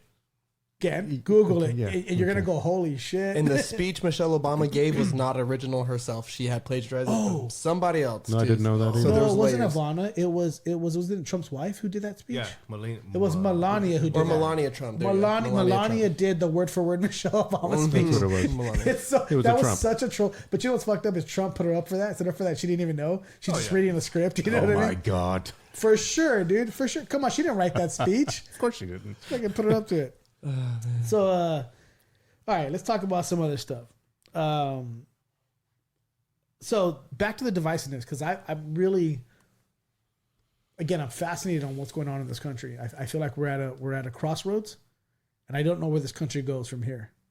And I'm a huge patriot. I love this fucking country. People are like, there's so many people here who are like anti-America, but yet it's funny to me because like they're all trying to get to this country to live here. Ain't no one trying to go to their country to live there. You know what I mean? Right, yeah. So I'm a huge like. I know that there's opportunity here that aren't in other countries, and I know that certain people don't understand that because they've never had to struggle that. They've never had to go through that struggle on what it's like to have to find something better than where you're at. You know what I mean? So they're almost like To leave it's like- your country. Exactly. They're like second generation. I mean, if you think of people that came here to start this country, they left on boats where like fucking 80% of them died. You know what I mean? Or they walked Yeah. Well, over the for ocean. months or a year. No, I'm saying over the ocean. What I'm saying is like those who came, you know, like those people, they knew people were going to die. There was a struggle to get here. They fought for something to make something better. They created this country, built these principles and foundations that we have today. And then there's people from other countries now that want to come here to share the same values, right? Mm-hmm. But then when they get here, like 2 or 3 generations in, those generations are like, oh, well, now they're spoiled. They're like, oh, well, fuck this country. This country sucks, dude. I'm fucking, you know, revolution, bro. You know, like I don't get it, man. I don't understand. You were given an opportunity here, and now your family's successful, man. Be proud of this country. You know what I mean? Now the country's not perfect. I think we could all agree that there's a lot of things that can change that make this country better. And there's a lot more that are worse. Right. 100%. So when it comes to like the divisiveness, like one thing that's going on today that I think that I'm trying to wrap my head around is like the CRT in schools, which is, for those who don't know what CRT is, it's critical race theory, right? Mm-hmm. Which is basically kind of the idea or framework around how laws and society has shaped current society through racist values. Okay. So it's got quite a history beyond the new modern term of CRT. Correct. It goes back to postmodernism, Right. right? So you know how I like to be pedantic. Oh, yes, you do. And Son of a Sally. if you're going to understand something, you have to understand its origins. Yep. So it's very French. It's very socialism. It's very communist. Laissez-faire. It is. So, and that's fine. You know, it's got a history. Everything does. Fast forward to today, you know, we've got a lot of influence from those old things that have gotten a foothold. And we talked about this earlier tonight before going on the podcast about higher education, colleges, professors, whatnot, and how information being spread among students, you know, higher education learners are being, I don't know if you want to call it indoctrinated or not, but giving thought experiments in certain kinds of classes, whether it be philosophy, poli-sci, or English, or even math. Okay, so you've got these professors that are probably going back to the 20s of having this influence of postmodernist thought or communism or socialism in general. Nothing wrong with that because that is human history. However, it probably has evolved into this new class of things we're calling CRT, and now it's not in college. Now it's in elementary school. Yeah. Mm-hmm. So go ahead, Hami. No. I was going to agree with you that. Well, I was going to just kind of touch in on how it was okay when this thing was a thought ideal experiment within the collegiate realm. You know, when there's adults who can make a decision on what makes sense or doesn't make sense. But even then, if I look at myself at 18, 19, 20 years old, I was a dumb fucking kid. Very easily influenced. You know what I mean? And now we're pushing this into the elementary schools of America, which basically frameworks everything like literally like white versus black or colored versus white or however you want to framework it. And it frameworks things in a sense of like... It's a big victim mentality. Yes. It's basically saying that you have been victimized for a generational time. So therefore, you shouldn't like the white kid next to you. And the problem with that is that many of those white kids next to them have parents who are quote unquote woke today. You know what I mean? They're trying, but they're not really. Well, which is even worse. But what I'm saying is the white people today that have kids today in society are a lot different than white people maybe in the 50s and 60s that had a different mentality. So it's like you're passing a generational curse down to another generation and basing that upon previous generations when things have progressed in this nation immensely. Things in this nation have progressed immensely. When it comes to racial stuff, I'm not saying by any means that we're perfect or we're at a place where it's good, but we're at a place where it's way better. It's the same concept if you look at people who complain about, well, society sucks. This society sucks. Shut the fuck up. 500 years ago, when someone came to your shores, they came to rape, pillage, murder, and steal your shit. And now they come here, in where we live at least, to fucking spend money in tourist dollars. And there's still a lot of slavery going along in India and Africa right now. Yes. Right. Yes. Colored people enslaving other colored people. Yeah. If you put things into perspective, times today are better than they've ever been in the history of mankind. I heard yesterday somewhere, I forgot what it was, another podcast, where a guy, actually Ben Shapiro said it. He said, the poorest person today is better than the fucking, than the King of France in like the 800s or something like that. 100%. Yeah. 100%. Yeah. You know what I mean? He said like the poorest, he goes, you got to put things into relativity and look at it from a perspective of like, where are we today compared to back then? So critical race theory is basing things upon where we were then, not versus now. And I think it's a huge disservice to those people today. I know so many white people. We Santa Barbara, Santa Barbara's full of white people. We went to high school with all of them, play football with them, right, Ruben? Yeah, 100%. Like, I never knew any of them to be. If there was, you remember there was one racist guy. Remember the guy with the Confederate flag on his motorcycle? Yeah. And the Northsiders, right? Yeah. So there was maybe like 6 or 7 racist kids at our school. But out of the thousands, right? So you had 999 cool white folks. Huh? Were these guys? They did. What happened? Did you unplug yourself? I don't know. I moved my There you mic. go. That's better. Yeah, that's better. So were these kids in your high school, 8 or 9 kids causing problems? Were there riots daily? No. Well, we got in fights with them. There was riots. There was fights with them. But, they were just a small group of guys protecting themselves. At the end of the day, they had their views. They had their ideas. By the way, these were the rich kids. They came from the richest part of the community. They lived in multi-million-dollar homes, and they were rich kids, just kind of binding together as rich kids. Of course, they were going to be white because that was a white community back then. Okay, but and there was some racist elements. Let's be honest. There was some the Northside guys were kind of racist, right? Not all of them, but a lot of them were cool too. Like we played football with some of them who were cool as fuck with me. I didn't care. Okay.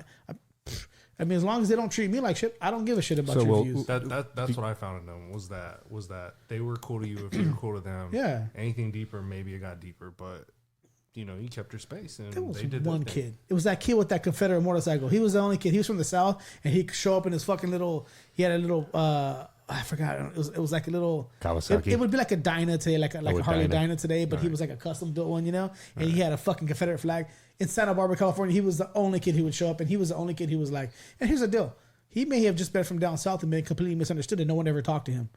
I spent the time to talk to him. You know what I mean? For all we know, I don't know. Oh, you're giving a white person an excuse? Holy shit! I don't. Here's the deal, man. I have in my life, I've known some amazing fucking white people, and in my life, like.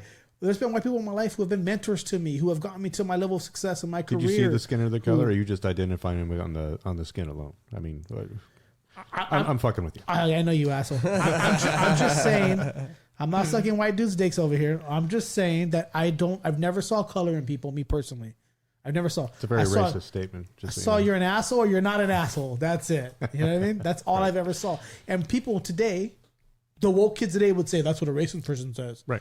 No, it's true. When Ruben, we grew up together. It's not we fucking I don't ever recall race being a thing. I think Rodney King was literally the first time I thought race was a thing. Yeah.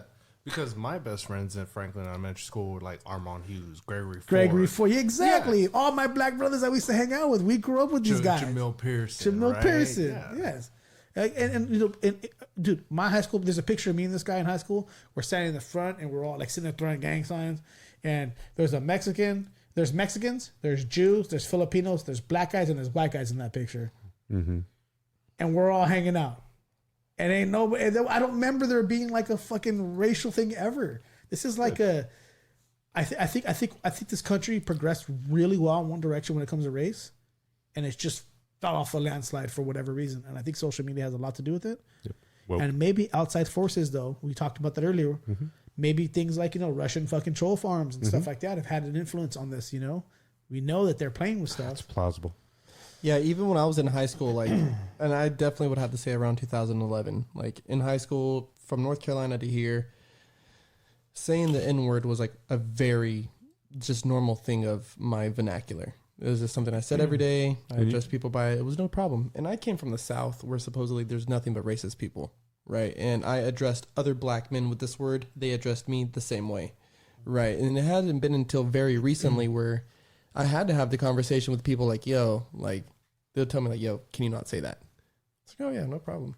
I'm just letting you know, like, I've said this my whole life. It's never been a problem. But since it is one, I will take it that it is an issue now, right? Like, sure. This weird, it's become a very, I don't know if it was because of like the times with Trump and stuff, but that a certain division started coming along and people started really paying attention to those small things of like the words you're using or the way that you're choosing to describe a certain group of people. Like you can say person of color, but you can't say colored people.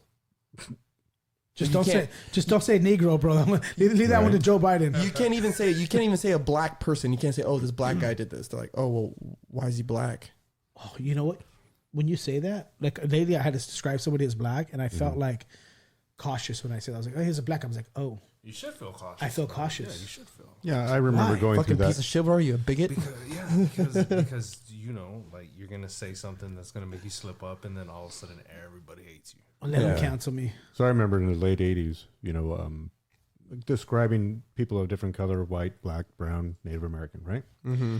Suddenly in the late 80s, it was affirmative action came out. You no longer call people of color black.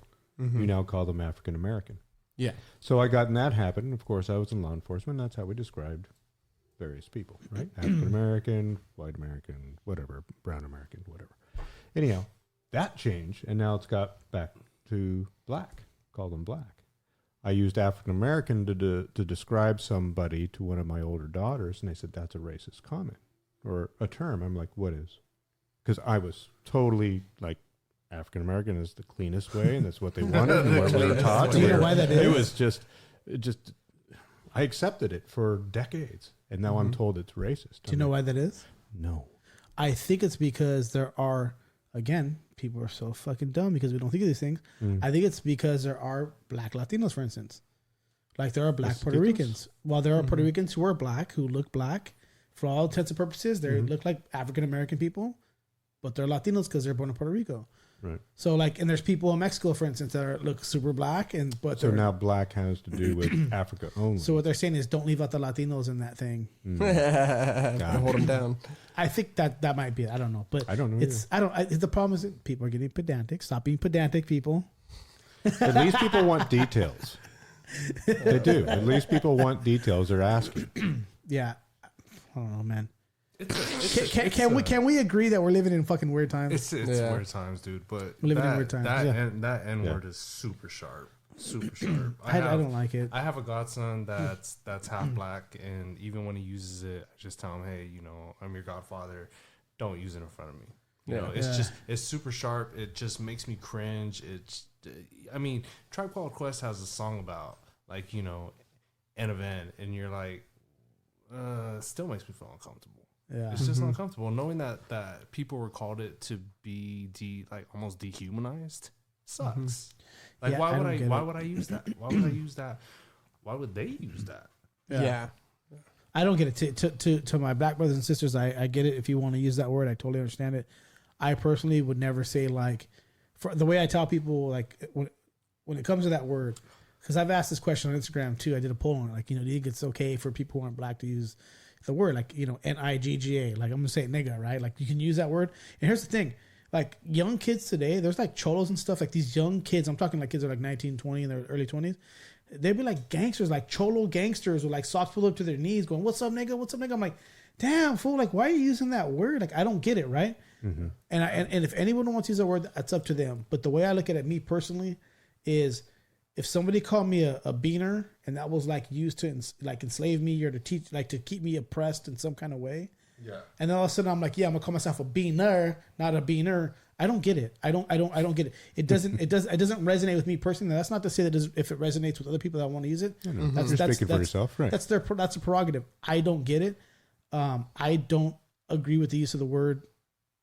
Period. In my life, I just won't use it. People use it around me. I tell them shut the fuck up. Especially when there's a room full of people who aren't black, and there's like 50 niggas fighting around. I don't get it. I don't understand that. Like, stop that. And if I was black, and there's people who were not black using that word, I would be offended by that. That's me personally.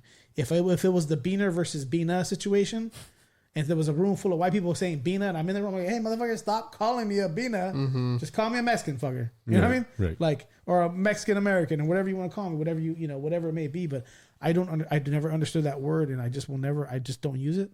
I never liked it either. God bless my mom. She's never allowed it in her household. It's carried on through me. Mm-hmm. It's carried on through my younger brother. I've actually seen my younger brother check one of his friends for using it in my mom's house, and I was like pretty impressed by it. Good. So, yeah, don't use that word. I don't know, man. But again, to each their own, man. If somebody's black wants to use that word, good for you. Yeah, I can get it where they're saying, like, they want to take back the power of the word and everything. But for me, it's been, recently I've had to tell just some of my friends, like, just don't address me that way, my man. Because by me hearing it to me, addressed to me, even if it might be endearing, it's low key kind of teaching me that it's okay to be endearing to you that way. Right. Like when you hug somebody and you kiss them on the cheek, you do it every single time after that, because you kind of learn, like, hey, it's all right. Like, you know what I mean? It's all right to do that. Right. Yeah. So for me, I want to be better. I want to be better myself. So I just don't I don't even want to hear it. I don't even want to hear the word. I hear you. Let's move on, because ain't none of us black. Somebody for sure is gonna say, "Are you?" Maybe like 2% on 4%. You're 4% black. 4%. It ain't in the waist. Nope. my son is part black actually. Yep. So what did I find out? That's cool. We got Northwest African.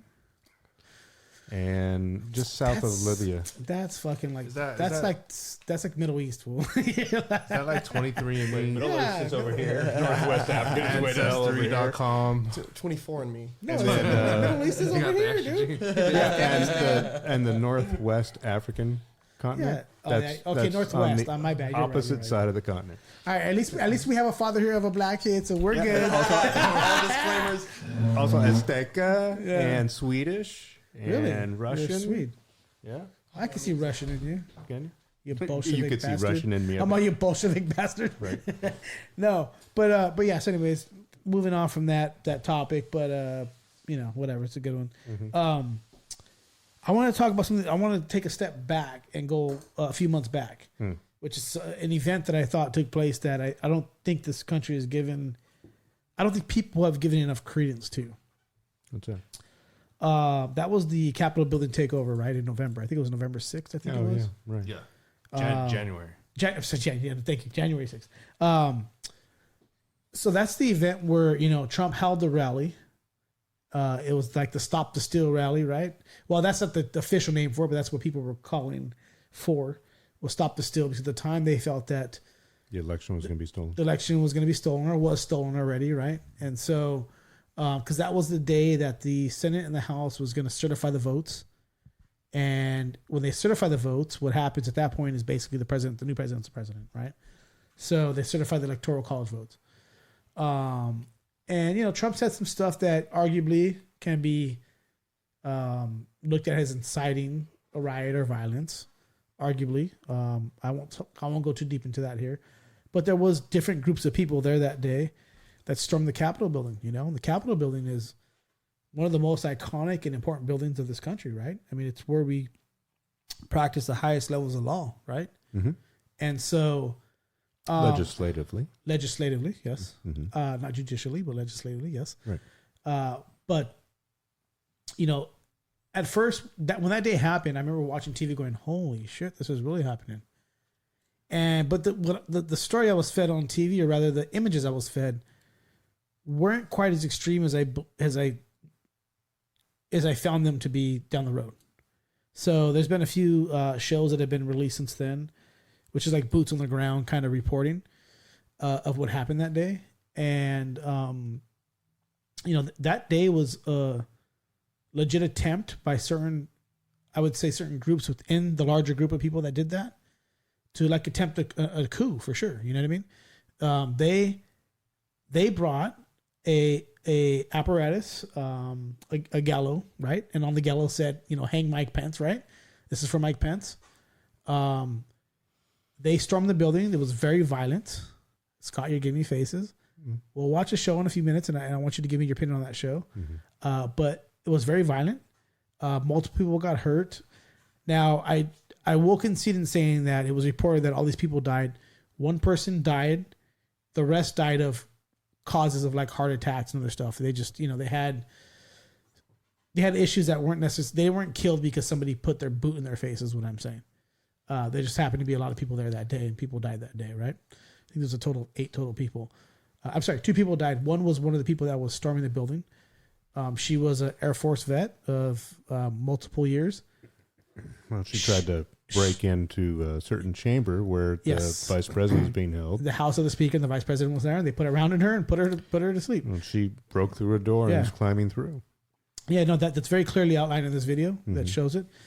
She definitely was killed, but she'll be looked upon as a martyr because she was wrapped in a Trump flag, and you know what I mean. She was attempting to overthrow something, and she will be looked. I think honestly, 10 years from now, she'll be looked at as like the way we look at Ruby Ridge. People look at Ruby Ridge, or people look at Waco. Fuck around and find out. Fuck around and find out. Shut up, bro. I believe that she's already looked at as a martyr amongst certain groups. Okay. You know what I mean? Right. There's certain factions, militias, groups that are looking at her as a martyr for sure, 100%. Right. And she'll go down in that way. She was wrapped in a Trump flag, for Christ's sake, when she fucking got killed. So what? So that day, I don't think people have given enough credence to what actually happened that day. And that was for sure an attempt at a coup, 100%. Mm-hmm. There was factions there was groups within the larger group that were looking for a coup. You giving me faces. I want to hear the retort to. Wasn't there, so I don't know. I only roll my eyes because I don't have the facts. I wasn't in their brain. Yeah, well, we'll watch this show and then maybe you'll have a broader opinion on it and we can talk about it more down the road. But it was very, very violent. It was more violent than what the TVs showed that day. Okay. And I believe that the news networks didn't show much that day because of how violent and how extreme it was. Mm-hmm. And I believe that if they showed that, it would have showed a very big weakness in this country. What weakness? And we're crumbling within. The divisiveness, we're crumbling within. Crumbling. Crumbling within. The divisiveness within this country is extremely concerning at this point. Let's do it. We can just put it on, bro. We can hear it all. It's all good. Yeah, the divisiveness within this country is extremely, extremely concerning at this point. We have right versus left, black versus white, cop versus anti-cop, feminist versus anti-feminist. Fuck, dude, we're arguing over fucking Ford versus Chevy. Like, the divisiveness in this country is at a point right now where I think it's at a hot point where I'm not sure people are paying attention to how bad and how violent it can get. I think this week, depending upon what happens with that Kyle Rittenhouse case, we'll see how gnarly it can get again. Also, there's a Ahmaud Arbery case which is going on, right? That's the guy who was jogging, and that if there's any case that's like clear cut on that case, that guy was fucking murdered. You know what I mean? That's a case. Even the lawyer, dude. God, I don't want to paraphrase the lawyer, but the lawyer, the lawyer for one of the guys who shot him, who was involved in the shooting, said some shit yesterday. When I post this video on Instagram, I'll post his comments. But his comment was like, I was like, whoa, that's some Southern fried shit, man. It was really, really, really, really, really bad. And what he said, and I was like, holy crap, that lawyer is insane, man. Oh, you know what he was saying? It was about because the family was bringing in Jesse Jackson and every day they were switching out like Jesse Jackson for another reverend and whatever. He's like, yeah, we got enough black reverends in this county. Why do we need another one? Like, I was like, what the fuck, dude? Yeah. He goes, if they want to be the reverend today, that's fine. But why does there got to be another one tomorrow? And I was like, dude, this guy's fucking insane. Well, Like, what are you saying? You know Yeah, what I mean? that's what it was saying, right? He was like, okay, you have, Al Sharpton today, and then you have the Reverend Jesse Jackson the next day. Like, who's your reverend? But it's they don't really get that. That's not the point of it. Yeah, it was just, I don't know, man. All I'm saying is the device in this country is dangerous. The Capitol building attack. People that were arrested there were arrested with fucking gallows for Mike Pence. There were people that were arrested there with, Molotov cocktails. There was bomb material found there. right. Pipe bombs. There was pipe bombs. Yeah. When you watched the videos, you watched the video with me. What did you think? Was that not fucking extremely violent or not? So from what I remember, the day that it happened, it didn't seem like a large crowd. Right. But from the point of view, first person video that we watched, there was an extremely large crowd. Yeah. Yeah, there was thousands and thousands And of people. violent, right? I mean, weren't they like, they were all, not all, but a lot of them were dressed up in, military style garb, and they were there to do something. And when they got into the building, they were there to fuck shit up, for sure. So you said a term, and I don't know if you meant it the way that I took it, but Pedantic. yeah, is a coup. Definitely a coup. So definitely a coup. Yeah. So taking over a building destroys our country and realigns. So why were they taking? Why were they taking over the building that day? Why? Because they were certifying the vote, Okay. so that Trump would become president. Okay. Because what they were trying to do is, the reason why they did that, by the way, is Trump had mentioned that if Mike Pence stands up, and by the way, it was wrong. It was not. It was against the law. He thought that Mike Pence could step up and stop the certification of the vote, which would give him enough time to find votes in other counties where he could win. And Mike Pence didn't do that. That's why they brought the gallows, because they were like, "Fuck Mike Pence." They turned on their own that day I understand. because of that. It was an absolute attempt at a coup at this government, certifying a new president. The one most important now thing of I our understand government, your definition. Okay. the number one most important thing of our government is the peaceful transition of power from one president to another. And that day was an attempt at stopping that. That is a fucking coup. That is a fucking coup. It's a coup attempt. And when you watch this video, I think you'll change your mind. I really do. I haven't made up my mind. I was just asking a question. So I think you have. there's only You said it was Sally. so there's only a few days in my life that I actually remember where I was when it happened, right? 9/11, I remember my best friend Terry calling me, like, turn it on TV. I was like, what channel? He's like, any channel, right? Yeah. Extremely dramatic, turn it right? on. Yeah. There was the O.J. Simpson case, right? Yep. And then there was this, Okay. Yeah. right? January 6th. I remember I was at my house. I was going to be late. I was like, hey, I'm just watching this on TV. I want to see how it goes down when they get to Arizona, right? Because I think Arizona or Alaska was the first one that was in contention, right? Yep. And then they were like, okay, we're going to go into chambers. So I was like, okay, I'm going to leave my house. I'm going to go to my office. I go to my office. By the time I got to my office, they were like already rushing into like the Capitol building. Yeah. And it was just extreme. And I was like, I will always remember this day over everything, because I felt it was the same thing, right? It was the disruption of the peaceful transition of government, right? So that's why I'll always remember that specific day. Yeah, I think it's the most important thing our government does, aside from other governments in the world. It's one of the most important things we do is a peaceful transition, right? We eradicated kings for this purpose. Well, we left kingships for that. Well, we eradicated kings. Well, we got rid of them, left them. Well, I think that was one of the great. Oh, fuck! I don't want to get you canceled for this, dude. You're pedantic, for sure. But I think it was one of the great things that happened that day is that we showed everybody as Americans that we can take back our government if we really want to. We can storm the fucking Capitol if we really want to. In other places, places they will line up the fucking military and shoot you down. You won't even get close to the Capitol building. In our country, we are allowed the right to protest an election, whether it's peaceful or not. We are allowed that right as U.S. citizens, and I fucking love that. I mean, it was. I'm not a Trump supporter per se, but it doesn't matter if it was Barack Obama or John Kerry or McCain or whoever these past other presidential candidates were. That to me makes America special. Is that we can pull these type of things off in our own government. I just think that's violence. I don't know if it's special, but I will Special violence? Yeah, but I will concede and agree that I think that there was, and again, let me state this, because you're right. I don't want people to cancel me again. Like I say a lot of shit that's cancelable, you know. but I'm not denying that what those people were doing was what they felt was right. You know what I mean? In other words, I may not agree with some of the way they went about it, but I also do love the fact that this is America. We're armed motherfuckers, and if the government doesn't follow the way that the people want to follow, then they can overthrow that government. That's a part of the way the Constitution was designed, American right? way. Yes, it's the reason why there is a Second Amendment, right? That's right. You know, the people shall not, the people will be able to bear arms shall not be infringed upon, a well-regulated militia, et cetera, et cetera, et cetera, right? In the form of militia. The form of militia, yeah. And don't give me a handgun if you can have a bazooka. Yeah, exactly. So I'm not saying I'm anti that, but what I am saying is that the divisiveness of this country has gotten to a point that's volatile, explosive, and dangerous, and I don't know where we go from here. Because if that happened then, let me explain something. Those people that did that day, they didn't go anywhere.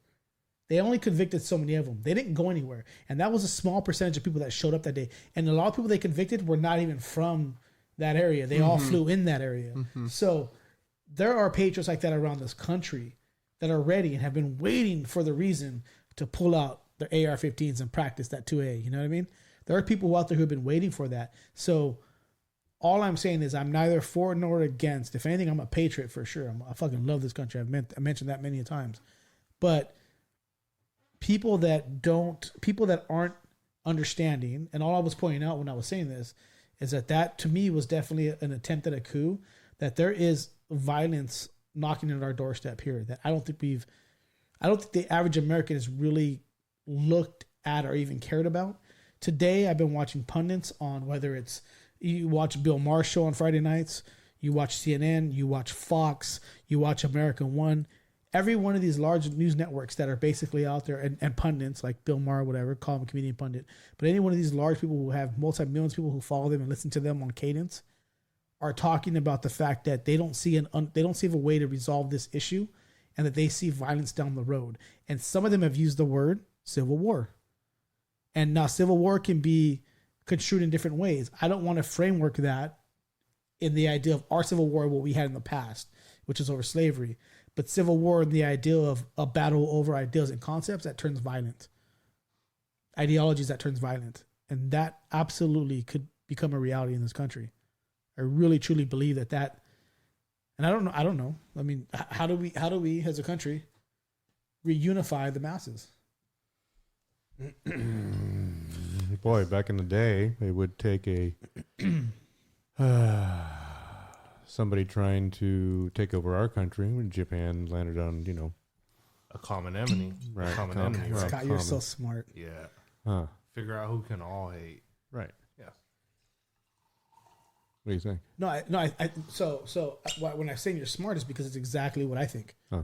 So You called yourself smart by well, calling no, me not smart. necessarily. No, because a lot of people, when I say this kind of shit, think I'm crazy. But if you look at, all you have to do is go back and look at time, and history repeats itself, right? Yeah. What happened in 1918? Pandemic, coronavirus pandemic, right? Well, the more Spanish or less flu. also the end of the First World War. Yes, the Spanish flu. Okay. Then immediately after that, what happened? The Depression. 10 years the later. 20s? 10 years later. Okay, now you're dealing with pedantic timings. No, I'm just saying that's in the space of time, right? So in 2019, coronavirus happened. We're at the beginning of 2021 going into 2022. We haven't even begun to feel the economic fallout of the pandemic. But yeah. We're just beginning to feel with it. you. The depression is upon us soon. Right. And I can tell you that because I know very many rich people who are signing off a bunch of shit to liquefy stuff into money now so they can invest in things they want to invest in. Different things going on. Okay, pedantic. There's no Dust Bowl that's going to come. Dust Bowl was way later. It was, but it contributed to all kinds of economic way downturn. later. Okay, let me tie it to history repeating itself. Okay, so pandemic, depression. What pulls us out of the depression? The war. Yeah. World War II pulls out of the depression. It did. You just said it. Yeah. So I don't think there's anything that's gonna, and I've been saying this for a long time when it comes to just social issues in general, not even the coup and political stuff we're talking about, but just social stuff. I've been saying for a long time when it comes to the crazy shit we're seeing with like I'm not going to get myself canceled. I'm not going to go into those topics. But let's just say with all the crazy social shit we're dealing with today, that the only way I see ourselves pulling ourselves out of this kind of separated way that we live today in America is a large global catastrophe or a large scaled war. It's the only way. It's the same way after 9/11. Everybody loves each other. Oh, I'm American. I'm a patriot, dude. Aliens. Fucking aliens. Mm-hmm. We need an invasion. Yeah, well, whatever. Hey, it might be the truth. No, well, I Really?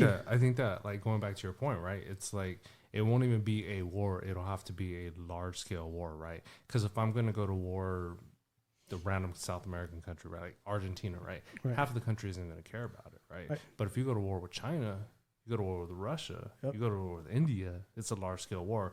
That's kind of a unifying event where, you know, the left, the right, the, you know, the moderate, the progressive will all kind of come together and, you know, just centralize their energy against that. Another smart guy. See? Because I think the same way. Because, you know. I'm generally throwing out a term, but would you guys, I'm asking, would you agree that we've been in a undescribed or lesser described and certainly not talked about Cold War for the last 30 years? Nope. And I'll tell you why. Because, and that's what I was going to go into this point, is that since Vietnam, and I would even say since World War II, every back war to 92. Yeah. I would go back to World War II. Since World War II, we haven't had a war that has really affected people back home. World War II was the last time where we had to have a large group effort as a country to dominate against somebody else or to go against something else together as a whole. Even in 9/11, even though we were for a short period of time together, like people were like nicer after 9/11 because like, hey brother, how are you doing? I'm American, patriot. But we didn't suffer economically. We didn't suffer until economics affect people. World War II was the last time people were counting spam, for Christ's sake, because they had to. You know what I mean? So until we have a global effort like what he was referring to, although the Cold War, we were scared for a while, sure. Vietnam, people died, sure. Hippies were like, well, fuck the war, bro. Sure. You know what I mean? Desert Storm, no one fucking cared. Desert Storm 2, no one really cared. I'm not negating the soldiers that went over there and fought. What I'm saying is people back home they weren't affected by those wars. Their pockets weren't affected. They didn't have to ration aluminum and cans, and wives didn't have to go work in fucking factories to make propellers for planes to fight the war. We have not suffered as a complete group of humans in one country since World War II. So it's part of the problem why we're at socially today. So let me point this out. So I think that it was actually. I don't know. He sounded very hawkish there.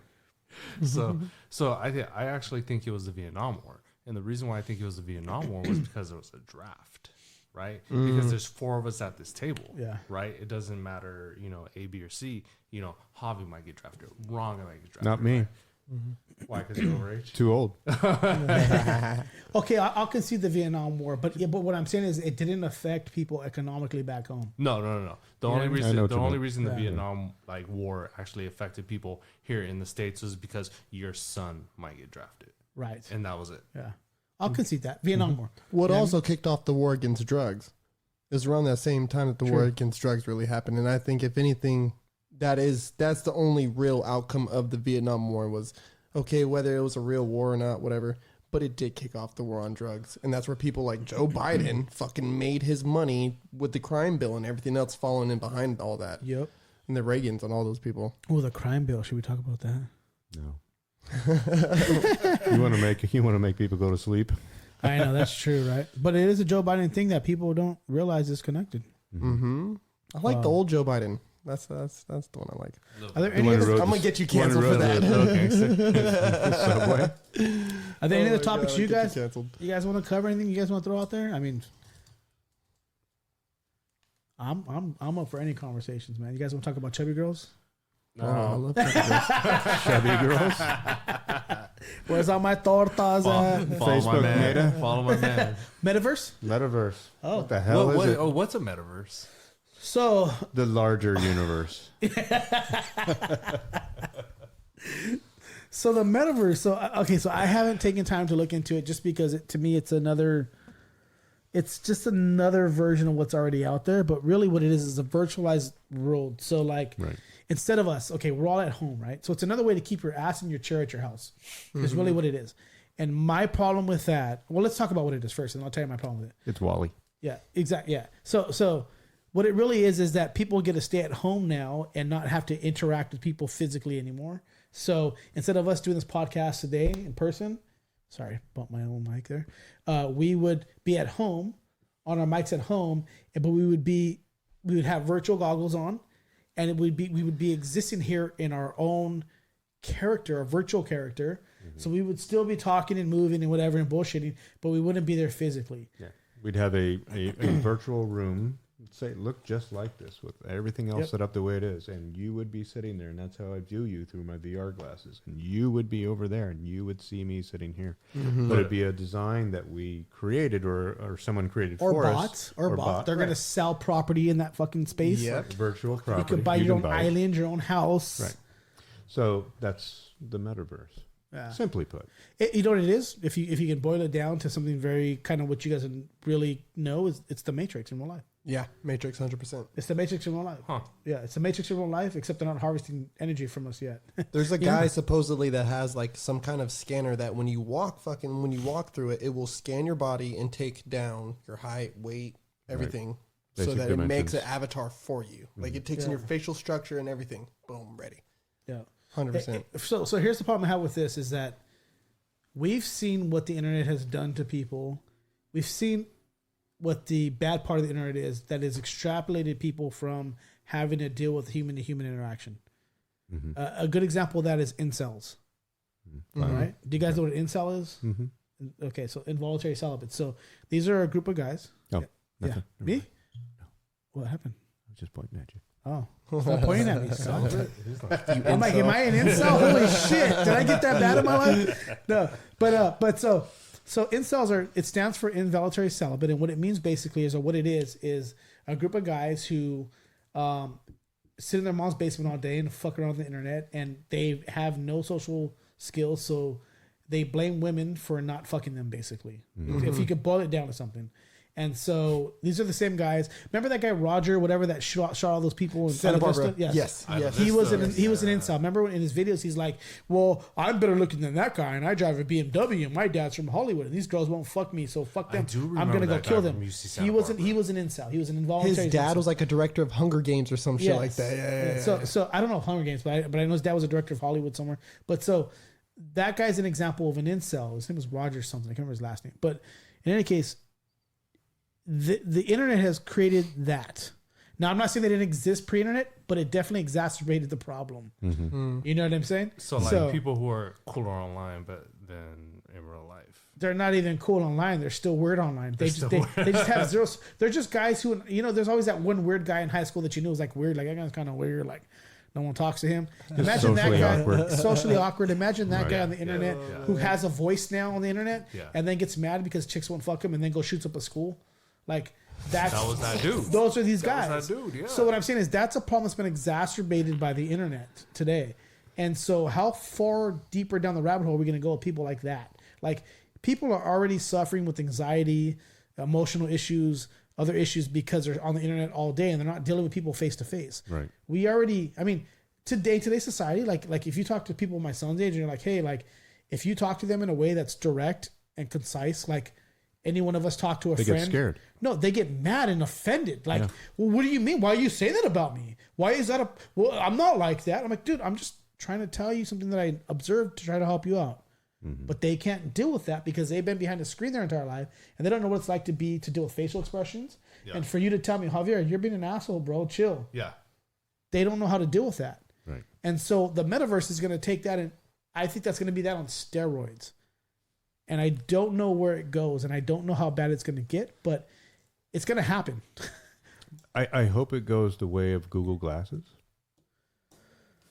They're changing their whole company name. Right. Man, ain't going the way of Google Glasses. I just hope it does because we need this. Yeah. Yeah. Human contact, for lack of a better word. I need to stop touching me. Anyway, so right. No, but the reality is that I hope you're right. Yeah. And I hope you're right. I would but God, I beg that. I don't know. I don't know. I don't know what these things. But here's you want to know the crazy thing is that the one person who's telling us how to be social in a virtual world is the least social person.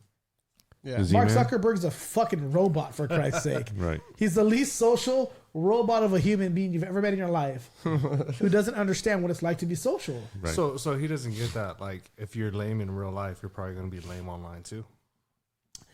He understands that he's lame in real life, but he's created his own reality of his life virtually. So he wants to create that for his kind of people, is what I believe.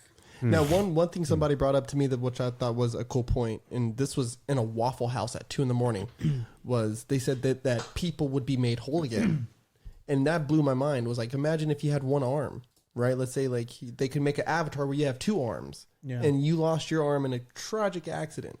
People could finally roll around in the metaverse and weird, like they could feel confident in themselves again. They could feel that like I'm a man again, you know. I'm whole with these VR glasses on. Like, I don't know. To me, yeah, like what you said, Scott, I need human to human interactions. But for some of these people who've lost limbs or they've lost their eyes or whatever, they have a chance to be whole again in the metaverse. So I get that. I get that, but that's part of the same thing we have. Here's the deal. I struggle with my absolute want to be compassionate to everybody, but my absolute understanding that we can't save everybody, you know? And I struggle with that often in my life because people are like, oh, you're so like, you know, you don't care people. No, I absolutely fucking, I'm one of the most compassionate people. I fucking give to so many things and people in my life. I've helped out so many fucking people in my life and I will continue to do so because that's part of who I am as a human. But I'm also struggling with the idea and understanding in my mind that we can't save everybody. So like the incel issue, I'm not saying it's the same as a person who's in a wheelchair, who's a quadriplegic or whatever, but we can't sacrifice the whole thing for those people. You know what I mean? Like there's a small section of people that we have to be compassionate and understand and uplift and love and care about. But if it affects the broader, like if we say we're going to do this thing because of that thing that's a very small portion of the population, how much good are we doing for the broader group of people? You know, I don't know. I think that's one of the biggest problems we have today when it comes to like being woke, right? The whole idea of being woke is being woke for that small percentage of people, right? Like, and so, I mean, that's already gotten us in trouble. And I don't know how. Ain't the first time. Ain't the first time. Well, we're trying to go against what's nature, right? Nature is the strongest survive. Nature is nature and success favors people who have balls and who are strong, and we're trying to go as humans, we're trying to go against nature. And it's like me trying to say, hey, you know, fucking, you know, guys my height should be able to fucking, you know, jump on a basket to get up to the fucking rim and slam dunk in front of people because I should be at your equal playing ground. Yeah, I wouldn't buy a ticket to watch that. Yeah, exactly. but my point is like we can't create equal playing grounds for everybody. It just doesn't work that way. Yeah, they all want equal pay, but no equal outcome. No, they want equal outcomes. Is what they want. No, they don't want equal outcomes. They want to get paid for unequal outcomes just because I say that I have the same value as you. I want the same job, but I don't have to put out like you do because you're made differently than me. But you're I show up and I'm full. I'm a full person, but you're taller and stronger. But I should have the access to your job and the amount of money you make too. I won't have the same outcome. Isn't that equal outcomes though? So I think no. If you're saying equal outcome of production, you're saying equal outcome of pay. I think we're agreeing differently. Well, so let me say it this way. So people want equality, right? So I ask, when you want equality, does that mean the equality of the same starting field we start at? No, it could. Or does that mean where we end up at? So where they end up at? Today, people want where you end up at, not where you start at. And I think what you're saying is the opposite of what I'm saying. So we have an equal starting point. Okay. Right? So everyone's equal, right? Right. I'm born a free man. You're born a free man. Okay. We have the same things now. Maybe physically we're not the same, but we have an equal opportunity in the country to start off. Where we end up at is all entirely based upon our output.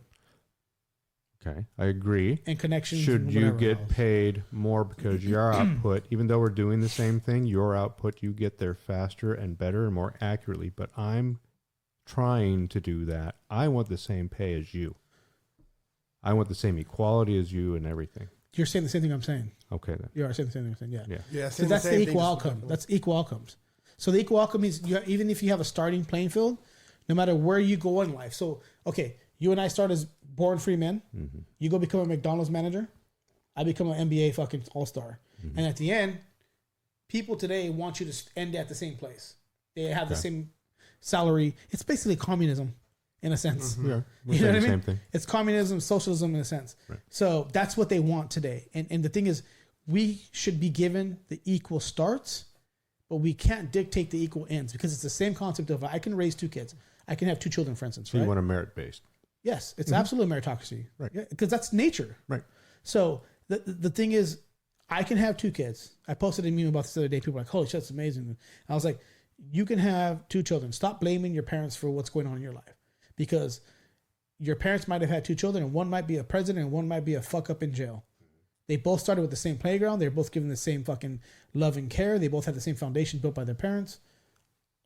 Don't get pedantic on me, Scott. I'm saying like the starting field would be the same for both brother and sister, but they may ended up differently in life. It's not the parents' fault. You know what I mean? It's decisions you made along the way. 100%. So the outcome. So it's the equality of beginnings, not the equality of outcomes. Right. You can't guarantee that. You just can't. People are different. You know, like saying I should be equal to Shaq. Get the fuck out of here. Shaq 7'3", man. You know, come on. Oh, I should be Jeff Bezos. Get the fuck out of here. That guy's a nerd of all nerds. Right. You know, like you just can't have the equal outcomes. It's dumb. And he can't keep a woman either.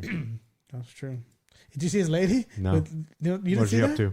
So there's a picture. They went to this gala the other day with Jeff Bezos. By the way, his lady was nothing more than a hot newscaster for Fox News in LA.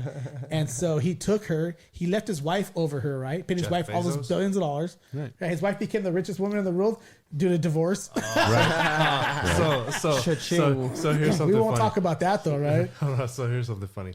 I DM'd Javi one day and I was like, "Hey man, this is pretty funny. Here's the list of the top 10 richest men in the world. It's like creator this, creator that, creator this, creator that." Right. And I was like, and here's the list of the top 10 richest women in the world. And it was like ex-wife of, ex-wife of, ex-wife of, ex-wife of.